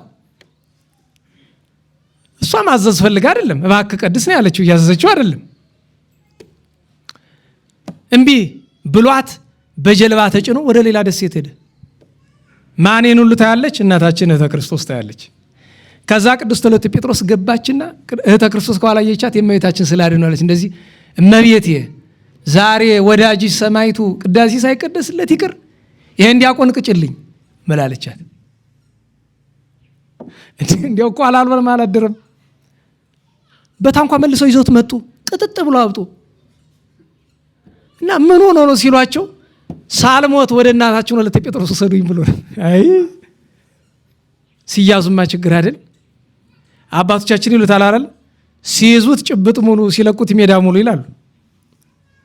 ኋላ ከዛ ሄዶ አልጋ ላይ አስተኙት። እናታችን ወለተ ጴጥሮስ ገብታ ከእህተ ክርስቶስ ጋር እመቤቴ እኔ ቅጭው እንጂ ግደዩ አልኩሽ እንዴ? እንደዚያ እየጸለየች ሞተ። ነፍሱ ከስጋው ተለየች። እያለቀሰች እመቤቴ እኔ ቅጭልኝ አስተምሪው አልኩ እንጂ ብላ ስትል እመቤታችን 2 ምላስ አለቻት። ቅድም ቅጭ አልኩኝ ቀጣሁልሽ፣ ደግሞ አሁን ግደይ አልኩሽ አላልኩሽ? በይ እሷን እህትሽን ላኪያት፣ እሷ ትቀስቅሰው ምናል። ቅድስት እህተ ክርስቶስ ሄደችና ምን ልበለው አለቻት። ስለ ክርስቶስ ተነስ መንኩስ ብለሽ 3 ጊዜ በይው። ሊመነኩስ ገብቶ በዲቁና ነው ገና አልመነኩስም። ሄዳ ቅድስት እህተ ክርስቶስ ስለ ክርስቶስ ተነስ መንኩስ ብላ 3 ጊዜ ብትለው አፈፍ ብሎ ተነስቶ እግሯ ላይ ወድቋል። በሰማይ ያየውን ሁሉ ነገርም ተናግሯል። እንዲህ የተደረገ መስከረም 18 በሳምንቱ እስከ ሳምንት ድረስ እንዲያቆይቶ በ18 የአቡነ ኤዎስጣቴዎስ ቀን ነው። እናታችን እህተ ክርስቶስ በሬማ መድኃኔዓለም ገዳም ተሹማ እመምኔቱና 26 ዓመት አገልግላለች። ድንቅ ድንቅ ተአምራት ሰርታ ያረፈችው በ1661 ዓመተ ምህረት ነው። በዚህች ቀን ግንቦት 26 የሁሉንም በረከት መድኃኔዓለም ቸሮ ያሳድርብን። የሳምንቱን እንጥቀስ። በ19 ነው የዛሬ ሳምንት የነበረ ነው አይደለም? ተናገሩ። 19 በ20 ግንቦት 20 የዘመኑን ትተን ቀርቷል አይደል? ነው አለ ቀርቷል አይደል? ግንቦት 20 ታላቁ አሞኔዎስ፣ እናታችን ሳድዥ፣ ጻድቅ ካሌብ፣ ቅዱስ ዳርማ፣ አባ ሆር፣ አቡነ እንድርያስ የጣራ ገዳሙ፣ አቡነ ዘትረ ወንጌል የደብረ ሊባኖሱ እናታችን ቅድስት ልድያ፣ ቅድም እኮ የእሷን ስም ፈልጌ ነው እስከታች የወረድኩኝ። እግዚአብሔር ልቧን የከፈተላት ቅድስት ልድያ ሐዋርያዊት እናታችን ጎጃም የምትታወቀው የጎንጇ እናታችን ቅድስት ወለተ ሰማዕት እነዚህ ሁሉ ዓመታዊ በዓላቸው ነበር። በ21 እግዝእትነ ማርያም፣ አባ መርትያኖስ፣ አባ አሮን ሶርያዊ፣ ቅዱስ አሞጽ ነቢይ፣ እናታችን ቅድስት ዞዊ፣ እናታችን ቅድስት ፎጢና እና አቡነ በጸሎተ ሚካኤል ልደታቸው ነበረ። በ22 ሐዋርያው እንድራኒቆስ፣ አባ ያዕቆብ ምስራቃዊ፣ በ23 ቅዱስ ዮልዮስ፣ ቅዱስ አፍሮዲጡ፣ አቡነ ታዲዮስ ኢትዮጵያዊ ጻድቅ ልደታቸው ነበረ። በ24 ግንቦት 24 እመቤታችን ልጇን ይዛ ምድረ ግብፅ የገባችበት አረጋዊ ዮሴፍ፣ እናታችን ቅድስት ዮሐና የኩዛ ሚስት በወንጌል የተጠቀሰችው ከቅዱሳት አንስት አንዷ ቅድስት ተወዳጇ ዮሐና። ያን ቀን ነቢዩ ቅዱስ ዕንባቆም፣ ካህኑ ቅዱስ አልዓዛር ወልደ አሮን፣ ሰማዕቱ ቅዱስ አብቁልታ ዓመታዊ በዓላቸው ነበረ።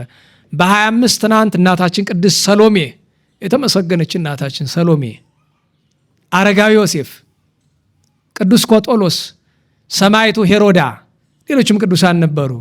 ትናንት ቅባ ሜሮን ጌታችን ያፈለቀ ቅባ በለሳን ቅባ በለሶን ይለዋል።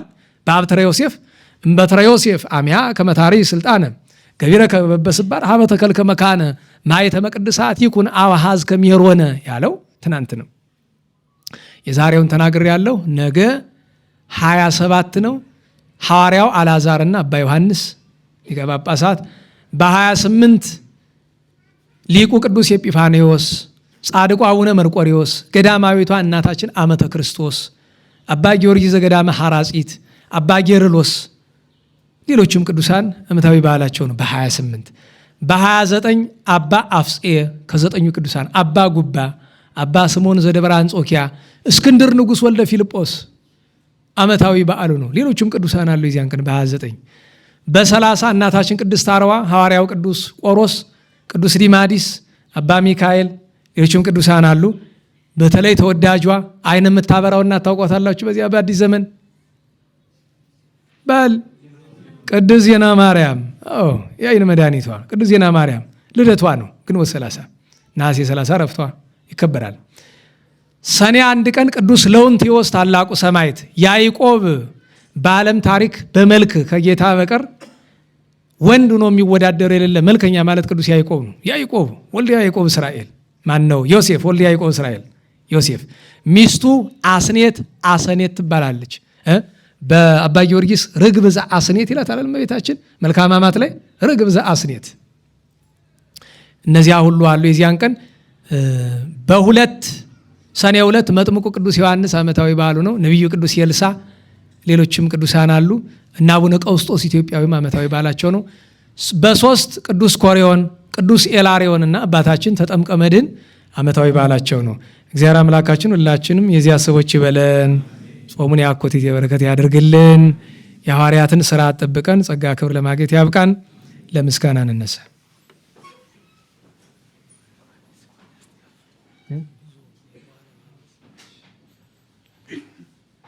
ስብሐት ለአብ ስብሐት ለወልድ ስብሐት ለመንፈስ ቅዱስ ስብሐት ለአብ ስብሐት ለወልድ ስብሐት ለመንፈስ ቅዱስ ስብሐት ለአብ ስብሐት ለወልድ ስብሐት ለመንፈስ ቅዱስ ስብሐት ለእግዝእትነ ማርያም ድንግል ወላዲተ አምላክ ስብሐት ለመስቀለ እግዚእነ ኢየሱስ ክርስቶስ ክርስቶስ በምሕረቱ ይዘከረን አመዳግም ምጽአቱ እያስተፍረን ለሰቦተ ስሙ ያንቃሃነ ወበአምልኮቱ ያጽንዓነ እግዝእትነ ማርያም አይርጊ ጸሎተነ ዋስተስሪ ኩሎ ኃጢአተነ ቅድመ መንበሩ ለእግዚእነ ለዛብልአነ ዘንተ ብስተ ወለዘአስተየነ ዘንተ ጽዋዓ ወለዘሰርዓ ለነ ሲሳየነ በአራዘነ ወለዘተአገሰ ለነ ኩሎ ኃጢአተነ ወለዘወሃበነ ሥጋሁ ቅዱሰ ወደሞ ክቡረ ወለዛ ብፅሐነ እስከ ዛቲ ሰዓት መላለም ምሕረቱን አብሮቱ ስማተ ዋኮቴተ ለእግዚአብሔር ልዑል ወለወላዲቱ ድንግል ወለመስቀሉ ክቡር ታኮቶ ይሰባ ስሙ ለእግዚአብሔር ወትረ በኩሉ ጊዜ በኩሉ ሰዓት ስብሐት ለአብ ወወልድ ወመንፈስ ቅዱስ ይእዜኒ ወዘልፈኒ ወለዓለመ ዓለም አሜን። አውሎግሶን በእንተ አብ ወወልድ ወመንፈስ ቅዱስ አቀበት ለወጡ ቁልቁለት ለወረዱ እርጥብ ለተሰባቸው ደረቅ ለነደደባቸው ለረዱ ለተራዱ ለዘከሩ ላዘከሩ ስመ እግዚአብሔር ስመ ማርያም ድንግል ስመ ቅዱሳን ለጠሩ እግዚአብሔር አስበ ቅዱሳን ይሰብልን። ጸሎተ እግዝእትነ ማርያም ንበል። ሰላም ለኪ ዘንሰግድ ብለኪ ንግሥተ አድኅኖ ማርያም መነን አስተበኳኪ ማርያናዊት ማኅፀንኪ በእንታና ምኪው ያቄማዊኪ ማይበረኔውም ድንግል ባርኪ ጸሎተ እግዝእትነ ማርያም ድንግል ወላዲተ አምላክ ታቤኑ ሲል እግዚአብሔር ስታሰይ መንፈሴ በአምላክ ወመድኃኔ አስመሬ ማማላመቱ ናው ሚዚስ ያስተበጹኒ ኩሉ ትውልድ እስመ ገብረ ሊታዊ ለብየተው ቅዱስ ስሙ ወሳይሎኒ ለትውልደ ትውልድ ለለ ይፈርቡ ግብረ ኃይለ በመዝራይቱ ዘረውን ለናቢዩሊና ለቦሙ ወነሰቶም ላየናን መናፍርቲሆሙ አይቢዮሙ ለተጠናዝገሙ በረከቱ ለሮሃን ወፈኖ መራቆሙ ለቡላኖ ተወክፎ ለእስራኤል ቁል ወተዘከረ ሳይሎ ዘይቤሎም ለአበዊነ ለአብርሃም ወለዘሩ እስከ ለዓለም ባርክነ ቅድስና ንጽህነ እግዝእትነ ፍትነ ማይሰሪው ለሰይጣን እሙ ለመድኅን ወለተ ብርሃን ኦ መዝገበ በረከት መዝገበ ቅድሳት መዝገበ ንጽ መዝገበ ራእየ መዝገበ የዋሃት ባርክነ በእድየኪ በከመ ባረኪዮ ለኤፍሬም ፍቁርኪ በበረከተ ወልድኪ በአብ ወመንፈስ ቅዱስ ስብሐት ለአብ ወወልድ ወመንፈስ ቅዱስ ለዓለሙ ለዓለመ ዓለም። እንደ ቸርነትህ አቤቱ ማረን፣ አቤቱ ማረን።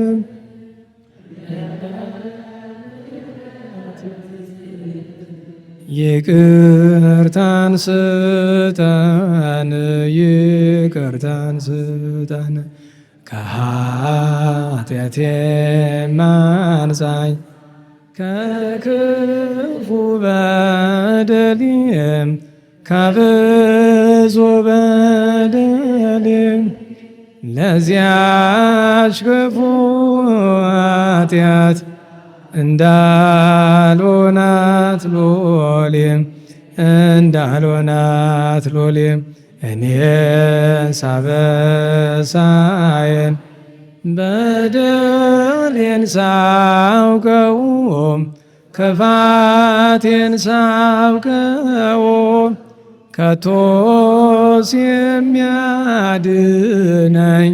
ቸርነት ነው በጎነት ነው። አንተን ብቻ በደል ክፉን አደረግው ክፉን አደረግን።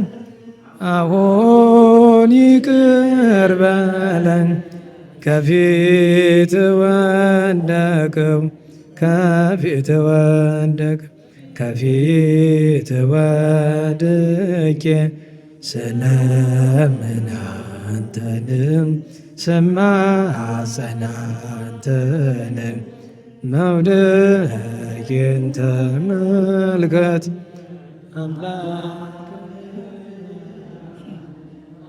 አምላከ ሰላም። አሁን ተባርክ ዘንድ ማይበራችንን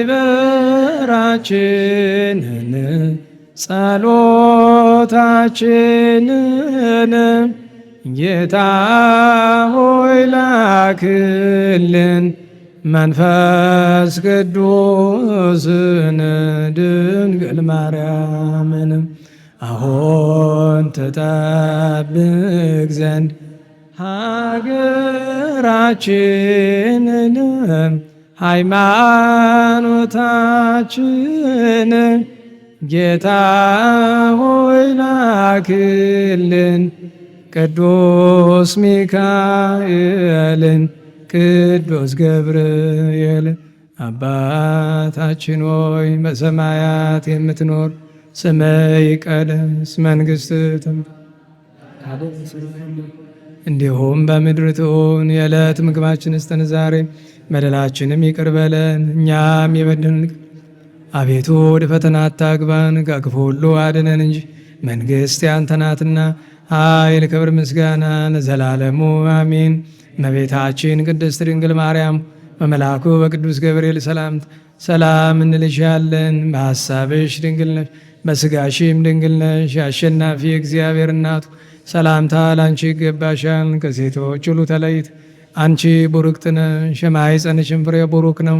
ጸጋን የተመላሽ ቅድስት ሆይ ደስ ይበልሽ፣ ልዑል እግዚአብሔር ከአንቺ ጋር ነውና ከተወደደ ልጅሽ ከጌታችን ከመድኃኒታችን ከኢየሱስ ክርስቶስ ዘንድ ይቅርታና ምሕረትን ለምኝልን ኃጢአታችንን ይቅር ይለን ዘንድ ለዘላለሙ አሜን። ክብር ምስጋና ይሁን አንድ አምላክ ለሆን ለአብ ለወልድ ለመንፈስ ቅዱስ ዛሬም ዘወትርም ለዘላለሙ አሜን። ቸሩ መድኃኔ ዓለም የከበረ የተመሰገነ ይሁን፣ የተመሰገነ ይሁን። ሁለት አጫጭር መልእክቶችን ልንገራችሁ። ያው አጭር ነው የእውነትም ደግሞ ሰኔ ነው። ሰኔ ግንቦት አይመሽ መቼም ደግሞ እንደዛ ብዬ ላስመሽ። ዛሬ ሰዓት ገፍተናል፣ በሚቀጥለው ጊዜ ይስተካከላል። ጓራ ዮሐንስ የሚባል ከ44ቱ አድባራት የጎንደር አንዱ የሆነ ጠፉ ነው የኖረ 12 ዓመት በፊት ዳግም የተመሰረተ ገዳም አለ። በዚያ ማዶ ወደ አዞ መስመር አካባቢና ወደዚያ መንፈሳዊ ጉዞ ስላለ መሄድ የምትፈልጉ እዚህም አሉ ወንድሞች፣ ከፈለጋችሁ ይመዘግባሉ። ካልሆነ ያው በሰርቨርም በየቦታው ማየታችሁት ይሆናል። እዚያ ሰለስቱ ምዕትም ያሉ ልጆች ይመዘግቧቸዋል። ጓራ ዮሐንስ እዚያ እና ግንቦት 30 ነው ነገ እሑድ ማለት ነው የሚካሄደው። ስለዚህ እሱን ለማስታወስ ነው አንደኛ። ሁለተኛ ጉባኤ እሑድ ከቀኑ 8 ሰዓት ጀምሮ በሰንበት ትምህርት ቤቱ አለ። እሱ እንድንሳተፍ ልዩ ጉባኤ ነው፣ ስነ ጽሁፍ ጉባኤ ነው የሚለው እሱ እንድንሳተፍ ነው። እግረ መንገዱ እንግዲህ የሰንበት ትምህርት ቤት ነገር ከተነሳ ሰንበት ትምህርት ቤት ታውቃላችሁ አይደል? አንድነቱን ታውቃላችሁ። ጎንደር ውስጥ የሰንበት ቤቶች አንድነት አላቸው። ሲያሻኝ ቀን እንዲያ እናረጋቸዋለን። ዛሬ ግን እስመ ኢኮነ ጊዜው ዛሬ ደግሞ ጥሩ ስራ ደግሞ ሲሰሩ መመስገን አለባቸው።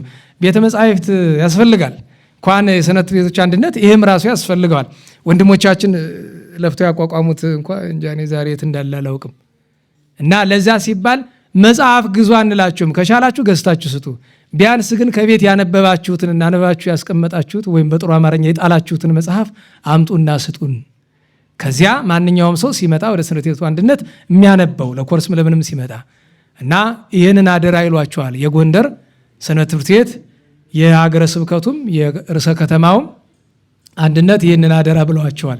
ከቻላችሁ አዲስ ገዝታችሁ፣ ቢቀር ግን አንባችሁ ቤት ያስቀመጣችሁትን መጽሐፍ አደራ ስጡን። ስማችሁን ልጽፉበት፣ ክርስትና ስማችሁን ትችላላችሁ። የሚያነብ ሰው ያንን ስማችሁን እያወሳ እንዲያነብ ማለት ነው። እና እነዚህ ናቸው መልእክቶቻችን። ቸሩ መድኃኔዓለም አምላካችን በሰላም አስጀምሮ በሰላም እንዳስፈጸመን እንቅፋት ሳይመታን እሾህ ሳይወጋን ኃጢአት ሳይሰለጥንብን በደልም ሳይገዛን የብርሃን መላእክት በፊት በኋላ በቀኝ በግራ እየጠበቁን ለጊዜው ወደ የቤታችን ለፍጻሜው ተስፋ ወደምናደርጋት መንግሥተ ሰማያት ከተከፈተች ገነት ከተነጠፈች ዕረፍት ከአባቶቻችን ርስት በሰላም ያድርሰን። መምህራን አባቶቻችን ይጠብቅልን። ስብሐት ለእግዚአብሔር ልዑል ወለወላዲቱ ድንግል ወለመስቀሉ ክቡር ጾስ ኃይል አሜን።